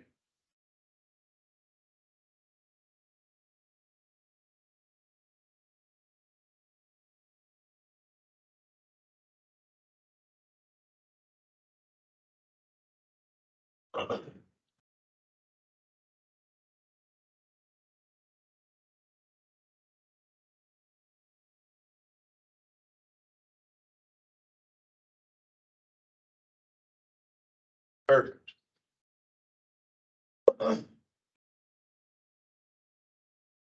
Okay, so now he's got to the end of the farm and he wants to auto track kind of the second pass on our creek. So just turn around there, Turner. And again, remember that white line, what it'll do is it'll measure out our 40 feet or whatever our track spacing is. And project that line and kind of adapt for that next pass. So there it is. He hits his auto track button. Oh, we gotta turn it down. We're auto tracking. Turner's no longer driving and it's gonna follow the contour of that, right? But, oh, there's a take over, right? So there's a rock patch that you don't wanna go over, right? So he's no longer auto tracking and it's starting to draw a new. Well, maybe this is a bad example, but It's very difficult. it's very difficult on the simulator. You're pretty good. So right here, there's a rock patch, right? So he needs that extra bit to get around. But it'll still draw that guidance line up here. Recording it. Yeah. He can re-engage auto track. Yeah, no. Too far over. Yeah, those combine operators will love this, won't It's gonna they? be a tough day. Give them a.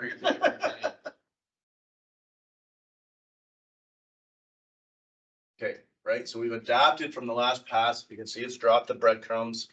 Now we take over, we're gonna turn around again the next pass. And he can, in theory, auto track that entire next pass and it should draw a line against the different line that he drove, right?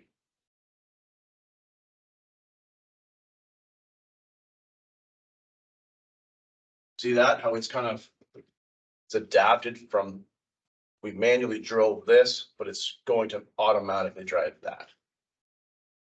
Point is, if you want that to keep working, you gotta keep recording it. Point is, don't hit the stop button halfway down here, or this third pass, you won't be able to auto track. Exactly. Or AB curves creates infinite.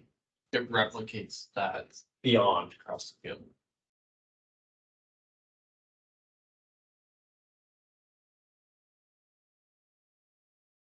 I would in my experience, I would probably say an adaptive curve would be geared towards someone who is doing drag line manure. Awesome application in that situation, right? An adaptive curve, in my opinion, would be more geared towards a headland where you're planting or where you're spraying or something like that, working ground, whatever. Okay, good work, Turner. So let's stop this button here and we're no longer recording. So if we wanted to turn around and go back on here, it will auto track, but that third pass, it won't, right? Because it didn't record that second pass. Any questions about adaptive curves? Okay, let's go to A/B curves. Remember that there's a start and a stop to it, right? So pick your edge of your farm. Start your recording there, Turner, get wherever you're comfortable.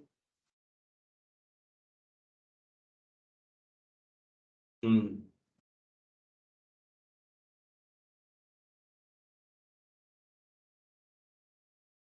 a nice job of filming ahead. Mm-hmm. Who knew you get paid for doing video games, Turner, eh? My work laptop doesn't run farm sim, so I have to practice with this.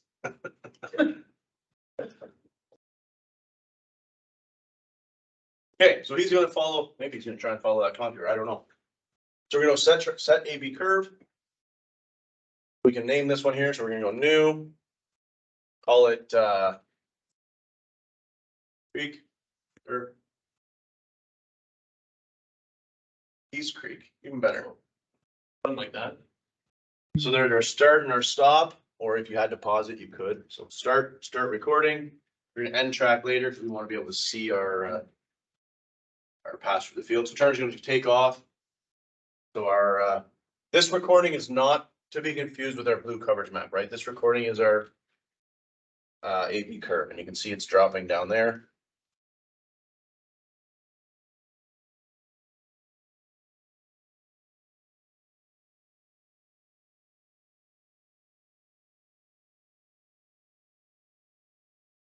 Are you steering it now? Are you, No, he's hand driving it. You can see there's our pieces of the pie, right? Yeah. The only time you're auto tracking is that line has to be white, right? You have to see that white line projected in front of you. could you use the field boundaries? Not on a 2630, no. No.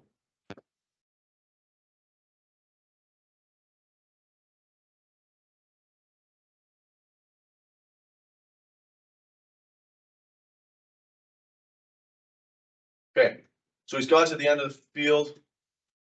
At this point, he's gonna stop or save that A/B curve. Now he has two pieces of the pie, and you can see that it is generating curve passes. So every 40 feet, it's gonna put a pass right, left, however you want to do it, right? So he turns around, engages steering wheel on, hits auto track when it goes white. And now there could be a rock pile up here, or a tree, and he could drive around it, but it's not remembering that you drove around it. The coverage map will show it, but it's not actually doing it. Just stop here for 1 second, Turner. Okay. So right when we got started in this, I asked you what we could talk about, and this would be a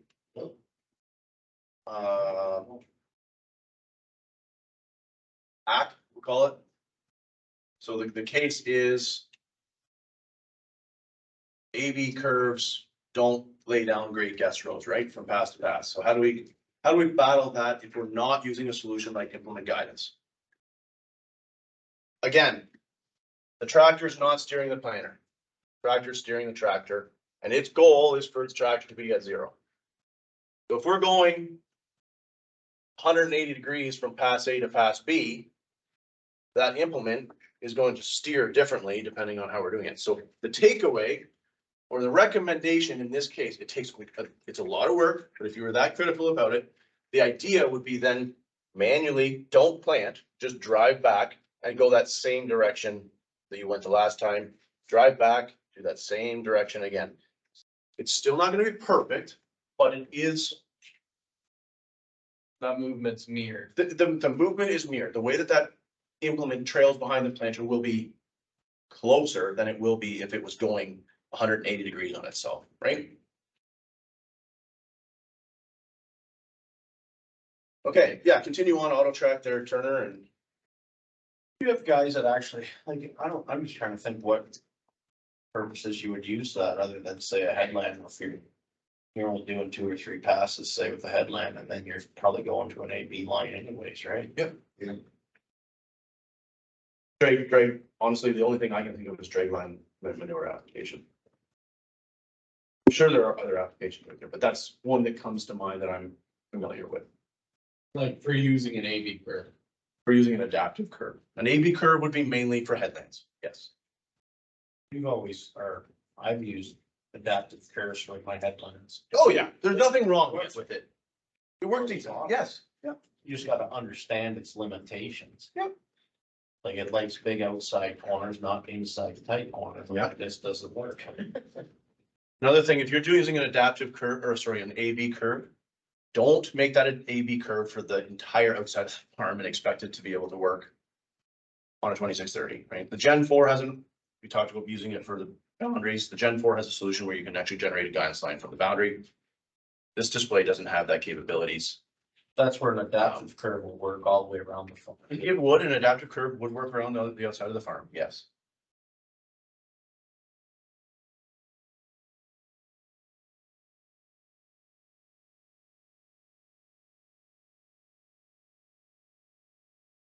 Cool.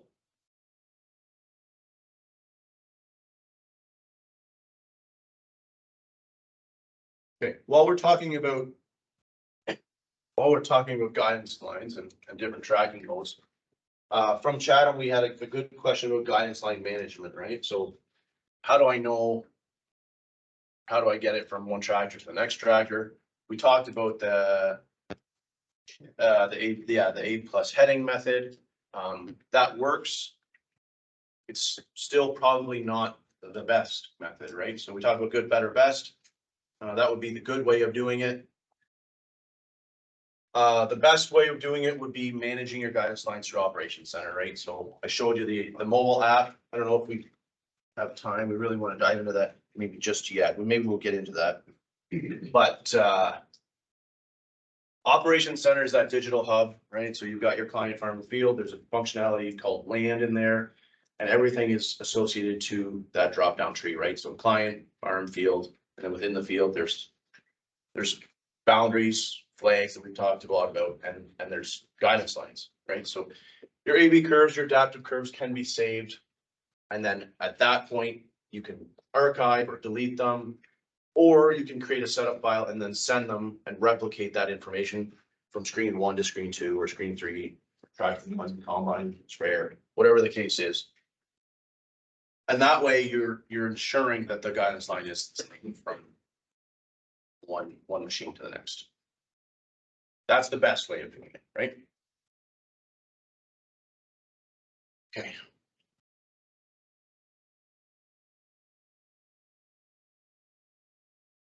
Questions on guidance lines before we move on from that? How do you delete them? If you wanted to delete your adaptive curve ones, how do you do that? Yeah, it's a little bit hidden. You do actually have to, in this case here, you have to go back to that guidance page. So main menu, GS3, guidance.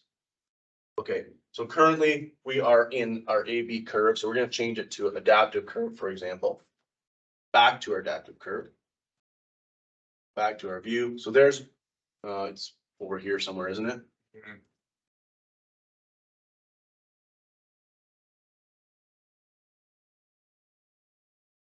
So you can see there's part of our adaptive curve. So let's just say you wanted to delete it.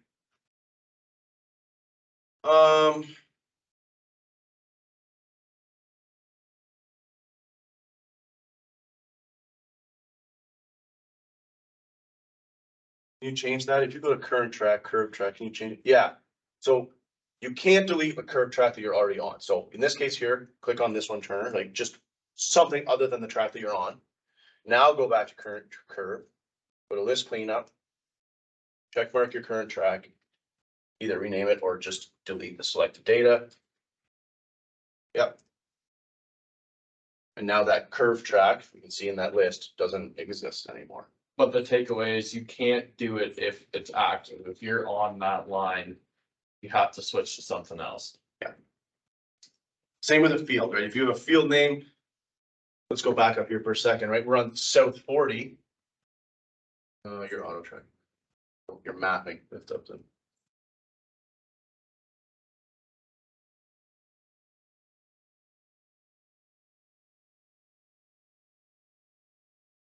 Okay, fields, right? So if you wanted to delete a field name, again, I recommend doing it off center, but if you wanted to do it here, you can't delete, if I went to list cleanup, for example, right now, see how I can't delete South 40? You have to be out of that. So I go cancel, we'll select a different field, whatever, dashes, sure. Now, if I went to list cleanup, 'cause I'm not on South 40, I can't delete it, right?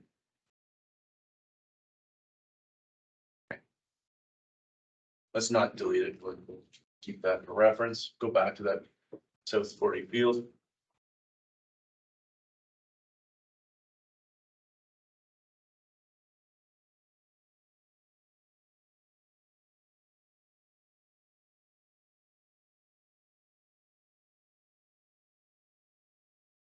We didn't change the crop season here. Suppose we did.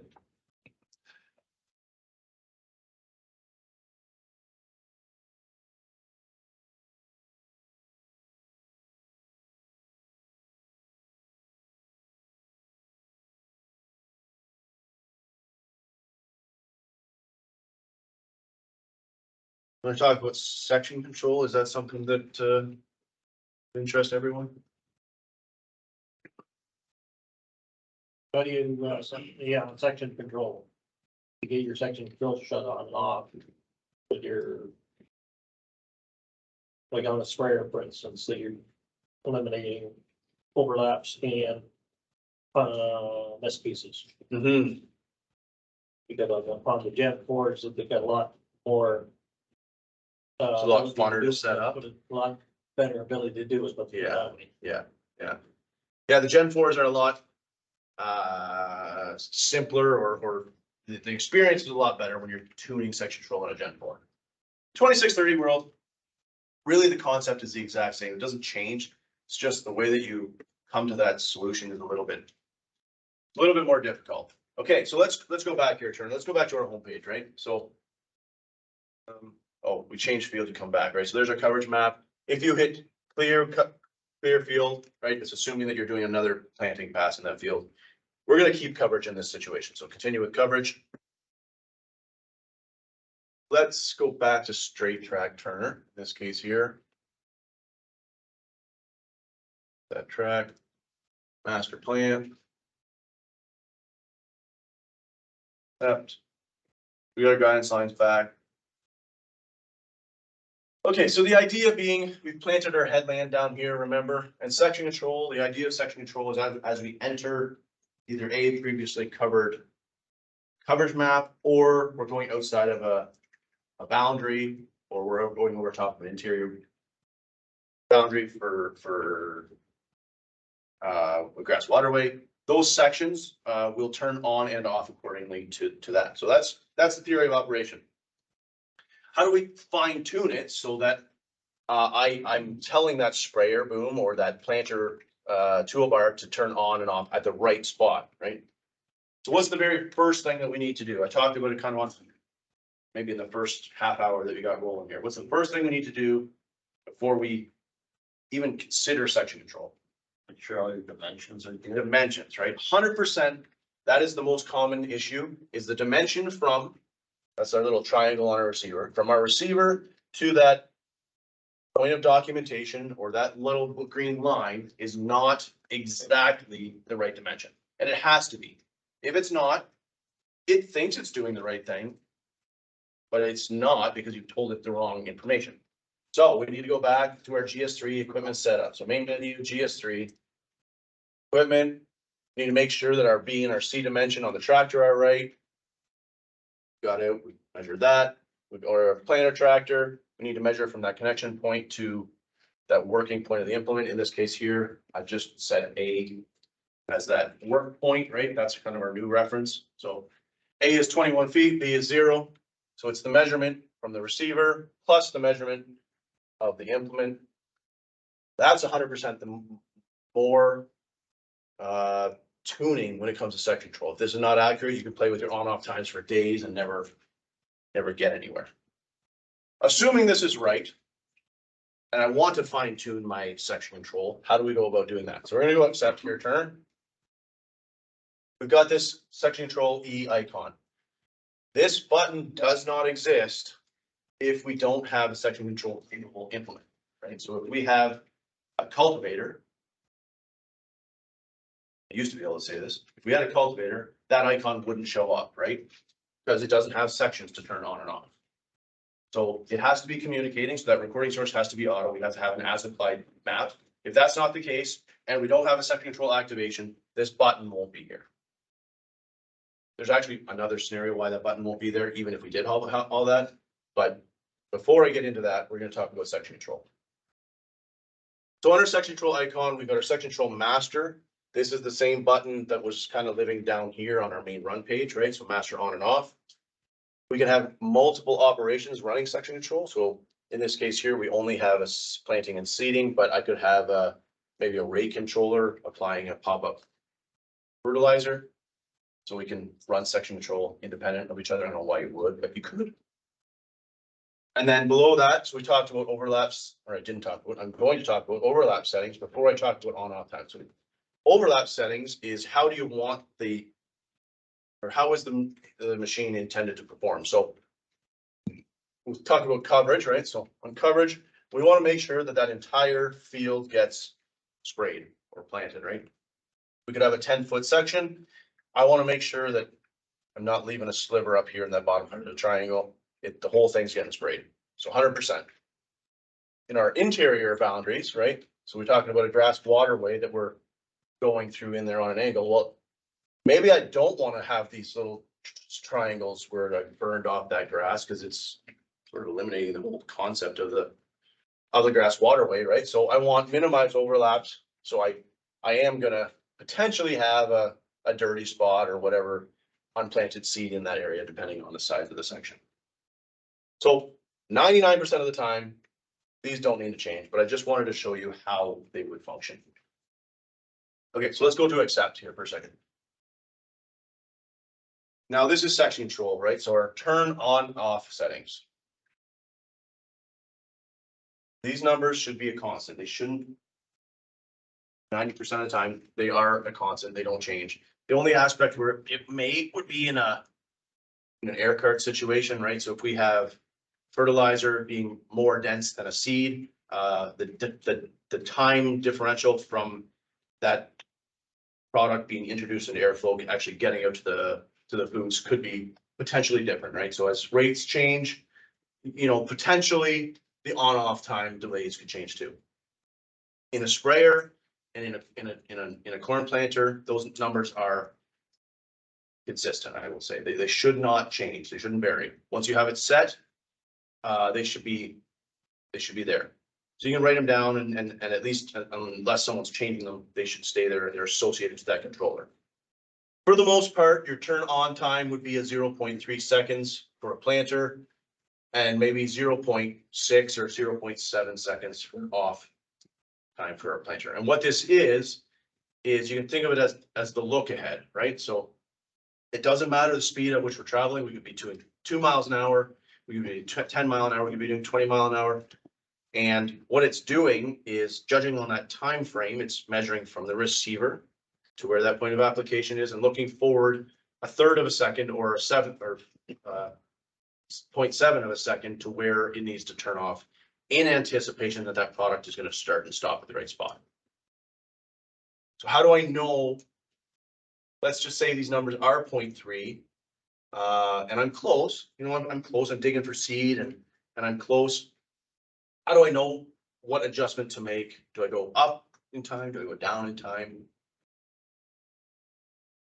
At the bottom in the middle is your little question mark. So this is your descriptor that you have to read. I know there's little paper books that come in the tractor cabs too, but it takes away from the value of the machine if you open them up. So they put it in here. They put it in here as a nice little descriptor. I think on page 4 or 5, if you read, let's keep going here, Turner. There's one more. Okay. On page 5 of page 6, when we're talking about planters, it tells you exactly what to do in order to either get more or less, depending on if you have a skip or an overlap. When entering the headland, if there is a skip, you need to decrease your turn off time, right? So we're entering in previously covered area. You know, I'm 2 feet away from where I want that last seed to be. I would decrease my turn off time. So right now, I think it was 0.3. You would turn it to 0.1, which is the lowest, but that's the wrong number way anyways. That probably wouldn't be the scenario if you're dimensionally right. If there's an overlap, which is probably more the case from the times that we have said, entering the headland, you need to increase your turn off time. So that's what we're gonna do. We're gonna focus on our turn off, right? So we've entered the headland. I'm having an overlap. I've got too many seeds in, or I'm too far into a planted area. I wanna pull that back. So I'm gonna go accept. Actually, sorry. I should have kept reading. I didn't read. Let's go to page 5. When making turn off adjustments, enter values of 1/10 of a second and repeat the test until desired performance is gained, okay? You can do the math and kind of figure out how far you're gonna have traveled in 1/10 of a second at that speed. But for the most part, make an adjustment of 1/10 of a second and go from there. So let's hit accept. In this case here, I'm assuming that my dimensions are right. And I know from experience that the turn off time should be right around, let's say 0.6 of a second. So I'm gonna enter in 0.6 of a second, and it's actually gonna pull back my overlap going into covered area. I would get out, repeat that process, dig for seed again, and confirm That time should change if you're going a different speed, right? that time should never change. Even if you're changing speed? Right. Is that new? No. Like, was the 2600 the same? Yep. It didn't have that little cheat thing here. I think you actually had to read the book for that one, but in 2630, it's here. No, and the reason is these are constant, right? So what it's doing, like the way the section control works is I can be doing 2 miles an hour and it's looking ahead. It's hard to do that. Actually, the 2630 or the Gen 4 is really cool because you can turn on a look ahead visualization. But at 2 miles an hour, it only has to look ahead. However, the distance traveled is, right? So 0.6 of a second, you're probably not traveling very far, right? So I only have to look ahead 2 or 3 feet. I turn it off 2 or 3 feet before that section, and that seed has time to travel down the tube and get in the trench. If I'm doing 15 miles an hour, the time that it takes from that seed meter to drop that last seed to get in the trench is the same. That distance traveled has not changed. Oh, so you're actually. But I have to look ahead 15, how the distance traveled in a sixth of a second. So maybe it's, I don't know, maybe it's 10, maybe it's 15 feet ahead. I don't know. You're not really actually measuring the speed of the track, you're actually measuring the speed of the seed drop in the tube. Well, section control is definitely using the speed, but this is a constant. This is a mechanical delay. Think of this as a mechanical delay of product application. So as that last seed is released from the cell or the disc, it's the time that it takes for it to drop, hit the tube, get in the trench. On a high-speed planter, like an exact merge planter, these numbers are going to be a lot lower. Like you might have an on and off of 0.1 and 0.2. But the concept is the change, right? Or is the same. And the reason being that potentially that seed could be 2 inches from the bottom of that brush belt. Thank you.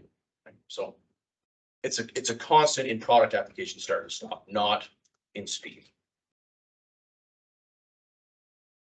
Okay.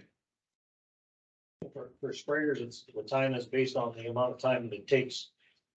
It's more of a pressure build and situation, right? There's the time it takes to get the valve shut on and off. Well, the valve shutting on and off is pretty fast. It's really not that. It is, but I mean, by the time that valve closes and that the pressure that's within that section goes from 40 or 50 PSI to whatever that tip finally stops dripping, and you can play with those numbers. It would be, they're actually you'd be surprised, they're very similar numbers to the planters. 0.3, 0.4 to 0.7, 0.8, something like that. We started, right? I'm not saying those are magic numbers, but that's sort of where you want to be. If you're playing with these numbers and you've got your turn on time at 0.1 and your turn off time at 2 seconds, and you're still not getting to where you want to be, you're playing with the wrong thing. You need to look back to your dimensions. This is fine tuning. This is fine tuning, yeah. To get fine tuning, you gotta make your big tuning, right? Yeah. If your dimensions are off, you can play with this all day long, and I guarantee you, you'll have less hair on your head than when you start. Are off, now you're just trying to cheat it with this, Yeah, which is not how it's done. not how it works. Yeah. How are we doing for time? We're running out of time. Something. Oh, this is, yeah. Okay, the last thing that I want to present on in the display, and I'm sure I've missed something, but what I want to present on is documentation. And this is our number one phone call, bar none.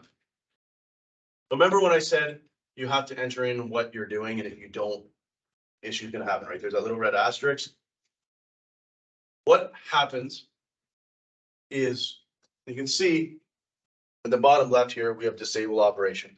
If you see disable operation, that means that this is tied to some sort of product controller, whether it's a sprayer or a planter. That's what we're picking on here today. If it says disable operation, you do not want to disable it. It has to be enabled for section control to work. Watch this. If you hit disable operation, look what happens. Bye, it's gone. My section control is not working. It's because you're not mapping. So turn it back on, enable operation. There's our section control. The other thing that happens is guys get pushing buttons. So we're going to click on new, and I don't know, they're just trying to get through their setup. So they click on other. And now we go back to our documentation tab, right? So now I've got two tasks. We've got corn and other. Or maybe I've got, yeah, we'll go back to corn. Okay, so this is still set up. I've got other up there. Now let's go back to our run page here, Turner. Now let's start to go on plant. Recording not allowed. Because you didn't. Oh, that stupid display. Oh, Matt. I didn't do anything. You didn't finish filling out the information, and that's. I've entered wrong information in, right? So I've got an extra tab in here. It's quite simple. It actually tells you, right? So that other that we added, we can have other as another documentation tab, but it's just not filled out right. So we're gonna go accept that, Turner. And we're gonna go back to our documentation, main menu, GS3, document, other. Now you can see it says remove and not disable. It's because its other is not associated to that rig or to that product controller. Or you can see there's that asterisk in there, so I could fill out that and it would map. Now, before we hit remove, there's this button here, diagnostics. So diagnostics is actually where we would reference you to if you're calling up and saying, you know, I can't get it to record. So you click on your diagnostics tab, you're gonna go to your view there, and we're gonna go to recording. And this is a really cool tool because it tells us why it won't map. Okay. Okay, we remember those little red asterisks? That's really what this is we field defined, yes. Task defined, yes. We told it it's planting. Operations properly defined. Corn, yeah, we've told it we got varieties. Other says no. Okay. We can go back to documentation. Either A, fill out the name in here. We don't want other, so we're gonna go remove. Yep. Back to diagnostics. Everything is yes. So now what I can do, and this is kind of cool, you can lower that planter down. You can see we're selecting recording state went to active. As soon as he starts to move, it'll go documented coverage is active, and you can see it's actually recording that. 100% our most common phone call is a situation like that, right?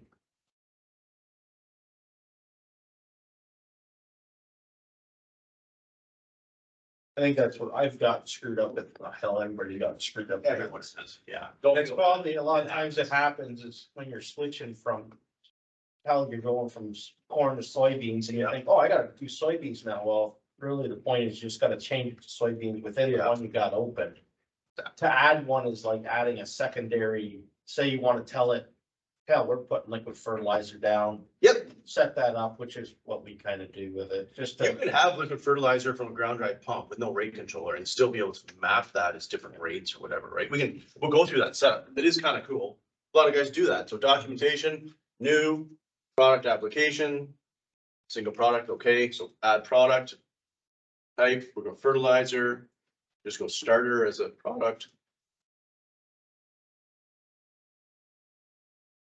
We go accept, gallons per acre, accept, target rate. This is just a target, right? It's not actually what's being applied. So let's say it's five gallons. Okay, now we can go back to our diagnostics.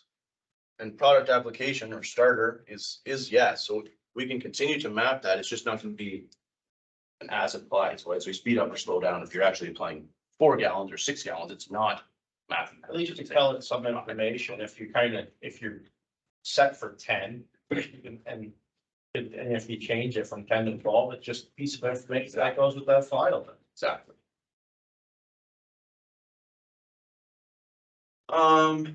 Okay, I think the last thing I want to talk about is kind of a cool thing more than it's really something you will benefit you too much, but if we go to mapping there, Turner, a lot of guys are interested in, maybe not so much in the corn planter, but maybe more those combine guys. They want to see pretty colors on the map, right? So they want to see the greens and the reds and the yellows. As far as the legend for bushels per acre. I can't really simulate it because we have a tractor started, but I'll show you the process of doing it and we can actually see a map. So remember when in our documentation tab for our planter, we had 2 different varieties, variety A and B. It's actually mapped that in our blue coverage. So if we go to map settings, there's 2 things in here for our map settings that we'll talk about. In the combine, or I should say in the planter, it's communicating to that planter controller. And the combine is communicating to the moisture sensor. So if we click on foreground, there would be a button that say wet yield. So you click on wet yield. In this case here, we're gonna go variety of corn because it's kind of more towards our thing. Before you hit accept, this is a different note. If you pull in and you want to clear that coverage map, you can go this field only, or probably all farms' fields is where you do. So you pull in, there's blue coverage map. You want to be able to spray or plant that area. You never change your product type. You're doing only Roundup. This is how you do it. So clear all farms and fields. Okay. We don't want to do it because it will not show our presentation. So we will accept. And here it's mapped, right? Our 2 different varieties. If it was a yield map, it would show you the different management zones really of our high and low yielding farm. And then you would set, it's a little bit deeper, but you would set your legend, right? So if you're combine soybeans, maybe your lower line would be 40, your higher line would be 70 or something like that, right? So. Yeah, Just a way to tweak what your map's showing you. yeah. Really doesn't. You're not really adding any more to the display other than it's more information for you to monitor, so. Cool. Okay, we've got 10 or 20 or 15 or 20 minutes here left. I think from here, I'm gonna hand it over to Turner. We're gonna do receivers. And then if we have time, we'll talk about Op Center, the web application, and kind of show you some of the newer features there.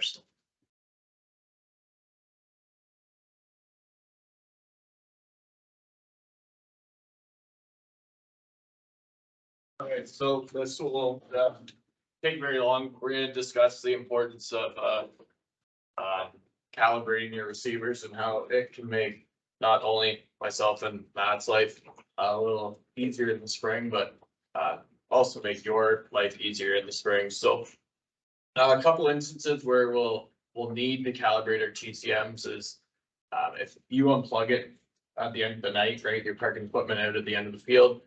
hopefully by now, unfortunately, I'm sure we all know somebody that's lost a receiver. So we're taking those receivers off at the end of the night, either throwing them in the pickup and bringing them home, or whatever you do with them, but try not to leave them hanging out on the top of the cab at nighttime, especially if you're parking the equipment close to the road, because they grow legs. They don't grow legs, but there's some shitty people around, so, and they're extremely hard to replace right now, as you guys know, so take care of those, because it gets to be an issue when, you guys have to run the mark arms again and steer. So the first instance, like I said, when you unplug that receiver, if you're gonna put it back on that machine in the morning, it'll be okay. But say you've got 3 or 4 receivers with you, your combine, and you take them off the buggy, whatever it might be. If you don't make sure that they go on the same piece of equipment they came off of, you're going to want to recalibrate. Another instance would be if you change the heads on the combines, you're going to want to. So when you think of it, you run through the yard, you've got a 12-row corn head on it, or an 8-row corn head, and you've got a 40-foot draper. They weigh and they're balanced differently. You know, so if you hit a pothole or a bump in the yard, like, the combine's gonna bounce because there's a different weight up front, right? So the idea of the TCM, and we'll go down here to the main menu. We'll see up here, we have our receiver. The idea of the TCM is terrain compensation module. So if you're on a side hill or you're in rougher ground, it's calculating the roll and the pitch and the yaw of that machine. We can see that down here. We've got little gauges that show us the roll. So our side to side, our pitch, our front to back, and our yaw rate is how many degrees per second. You know, are you turning? We want to see these moving. If you're not on flat ground, that means that things are working properly. Think of it like a gyroscope. It can move in all different ways, back and forth, side to side, and rotate. And we want this to indicate our movement. We want to know that that's working properly. So this page should be familiar for most of us. You've likely been in here before if you're having any issues. We would like to see numbers in full green bars in all of these sections here. Sometimes we don't. And in some instances, we still see some, we still get the odd call that my Starfire 3000 isn't working. When they did those mandatory updates 2 springs ago, maybe, we had to update the receiver so they could see a new frequency, essentially is what happened. If they weren't updated, this here says GPS signal, and here it says GNSS signal, it would be 0. It can't read any satellites without that update. So that's normally a first indicator when somebody calls, says, hey, my 3000 is not working. So we'll go here and see, and if there's a number or any digits in here, we'll be able to further diagnose. But 9 out of 10 times, that receiver missed the update, and it's a quick fix for us. So we may ask you to go into here. Our second tab at the top is setup. This is where we are going to perform the calibration. And for those of you who are sticking around for the Gen 4 portion of the afternoon, there's a couple different ways that we can do a TCM calibration. With the 2630s, this is our shot to do it. In setup, you can see here, we've got correction mode. This will allow us to turn it from SF1 to SF2 if you have the ability, or to SF3 if you have the ability. Our mount direction, typically we're always going to be mounted forward. I've yet to come across a receiver that gets mounted backwards on a piece of equipment. This height here is important, especially if you're running on a planter tractor in the spring, and that's going to be a shared receiver and go to the sprayer or go to the combine. Sort of as Nick and Matt said earlier, we want to make sure that this height here in the receiver setup is going to match the height of the receiver back in the equipment setup we did before, right? Combine, sprayer might be a little taller than the tractor. We just want to make sure that these numbers are up to snuff on both pages. So we changed tires on the sprayer on all this. which changes the height of the sprayer. Sure does. Never change that. Only gonna be a couple inches. Yep. Automatic. Should do it. In theory, I mean, it will continue to work as it has. It Yeah. just, again, the more information you give it, the better it should perform, right? Whatever. Just someone must make your terrain compensation work more correctly, right? Like, It knows how high it's located too. At what point are you actually measuring on the receiver? Is it the bottom? So it's where the green meets yellow on the 6,000s even, there's like a little point, there's a little triangle, you're able to see it. Um, I thought I'd do a better idea. I thought it had a picture here too, but where the yellow part meets the green part is in the middle of the receivers where we try to measure that. Hours on after shutdown, so this, for instance, is how long is that receiver going to stay searching for satellites after you key the piece of equipment on? So like, as Matt said earlier, with RTK, to gain that accuracy up closer to 100%, it's pretty darn quick. With SF1, you know, you could be quite some time getting up to 100% accuracy. And if you're not sitting still, or like Matt said, you're driving down the road at 50 kilometers an hour, there's trees, there's barns, there's hydro poles, all of that's going to interfere with that accuracy interception until you get to the field and you're able to build. So what this hours on after shutdown can do, say you had to run to town to grab parts, or sure most of us aren't stopping for lunch, running into the house and having a meal. But if you turn that tractor off, or turn the sprayer off, or turn the combine off, for 3 hours, that receiver is going to stay active and still search for satellites. So the next time you turn it on and you get ready to go, it's not going to take as long, or it shouldn't. If you do it within 3 hours, it should be able to maintain that accuracy that it had beforehand. The receiver counts hours though, during that 3 hours all the time, doesn't it? Yes. So then you get a receiver with 10, 20, 30,000 hours on it. Yeah, our RTK radio towers might get numbers like that, but an hour machine hours, a receiver on a piece of equipment. Be hard pressed to hit anything. Yeah, on a tractor, if you have 10,000 hours or 1,000 hours, obviously there's gonna be a value difference there, right? But It doesn't make much. it, difference. as far as value towards that receiver, maybe it's more valuable to you to say it has lower hours, but performance wise, it has no bearing or no. A receiver that has 1,000 hours or 2,000 hours is valued at the exact same I amount. think I had one set of 24 hours and I didn't notice it after a few months. Suddenly, it's like, why does this thing have so many hours on it? Yeah. And that's what Mhm. I figured it was. Yes.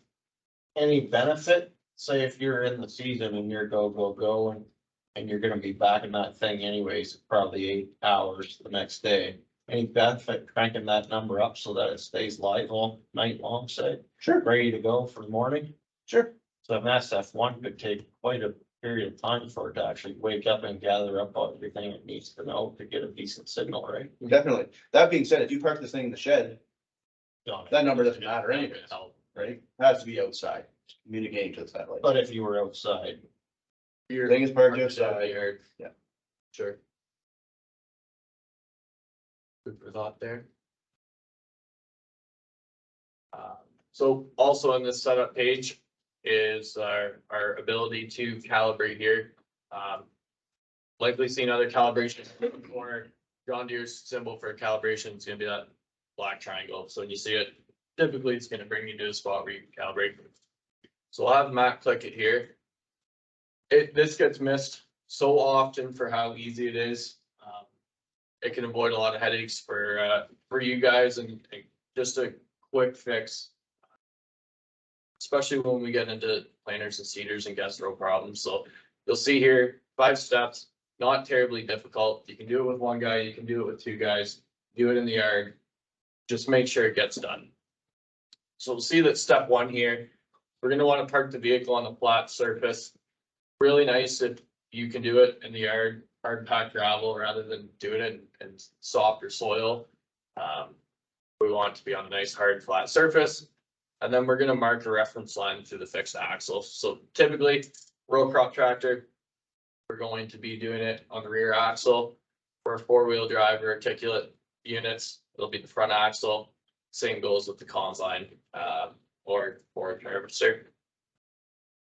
I've seen lots of different ways to reference line if you're doing it in the gravel. I've seen guys, they just drag their boot from the center of the rim, way far out so you can see it when you're in the cab. I've had guys drop pylons, I've had guys drop flags, I've had guys stick the kid out in the yard and you wave them when it's time to stop. All different ways to do it, but you just want to make sure that it's going to be marked. So the next step, you click it and it rejigs here and it just thinks. Then it would like you to turn around. In a perfect world, you want to be exactly back on top of those tire tracks that you were. I know it doesn't always happen that way. But what we're gonna do is if I'm facing this way, I mark my line here, you're gonna drive through the yard, spin around, come back and use that reference point back on that fixed axle again. We get questions about, what if I was off 6 feet or I was out 2 feet or I wasn't quite back online where you want? Like we've been saying all morning, you know, the better information you give it, the better it's gonna perform. If you feed it crap, maybe expect some crap back out of it, right? So once we get turned around, we want to make sure that reference points line back up with our marks, whether it's flag or boot marks or pylons, whatever it may be. And then we go ahead and click. Next step, it calibrates, 30 seconds, machine TCM successful. So the explaining and going through the process took about 2 minutes. You in the cab, in the yard, it take 35 seconds, 45 seconds. Doesn't take very long and it can solve a lot of problems. Especially in regards to our guest rows. And then we know from there, if you give us a call and your guest rows aren't straightening up, we say, hey, have you done your TCM calibration? Yeah, I did this morning, did it properly. Well, now we can go ahead and further diagnose maybe what's going on and maybe we need to implement an offset. So that's the quick and dirty on the TCM calibration. We'll do it a different way with those of you who stick around for the Gen 4. Quick question is, if you say you hopped in a tractor and fired it up and, you know, maybe you were a minute to getting situated to do your TCM first spot, does it matter how much signal you've got built up on that satellite already? When you start doing that TCM calibration? It can't be 0, but it doesn't have to be 100%. No, it's only But it- calibrating the. But you're saying if you started it at 70%, you got spun around, it took you a second, you're at 90 or 100%. Does not affect performance. Not using the accuracy. More of the gyroscope, the interior. I always think of it as it's interior, or it's an internal level bubble. Yeah. That you're basically saying, well, this way I'm sitting here and I turn back around and I'm sitting there, you're just kind of averaging you're setting the level kind of in my mind, but. Yep. Okay, interesting. So yeah, with the Gen 4 guys in the afternoon, we'll go through a couple different ways of performing that. The Gen 4s have different ways. Maybe the last page we'll talk about is the activations page. So for some of us here, we're running upgraded signals, SF2, SF3, and RTK. This activations page will look a little bit different than the ones that you guys have seen in the past, only because in the simulator we're using an SF7000, but the 3000s and the 6000 page look the same, and most of you would be comfortable with that. But in here, it would give us the serial number, challenge codes. You can see here what license or what upgrade you have. Is it active? When does it expire? I know you guys get emails from them and sometimes they get sent on to us saying, hey, in 30 days from now, my SF3 is going to expire. You pass that on. You can see that too in the cab. As long as you have that receiver hooked up, you can come into here, check it out and see that, okay, yeah, this one does expire. So maybe you get a hold of it The email comes. Another thing we do is when we're out doing our health checks and updates for those of you that have the support package. We make note of these and bring them back too, just so that if we haven't heard from you, maybe before it's time to go to the field, we can look back and know that, okay, well, this was gonna expire at the end of March. We're the second week of May and we haven't heard from you about your subscription yet, so. It allows us to be able to reach out to and make sure that you guys are gonna have your necessary correction signal going into the spring. And finally, this activation code button, so when you call for a subscription or an activation, either Alicia or Rob will send you out the code, whether it's email or text, to read it off. We would come in here and we'd punch in that 24-digit code. And then after that, your receiver would be up to snuff and ready to go. So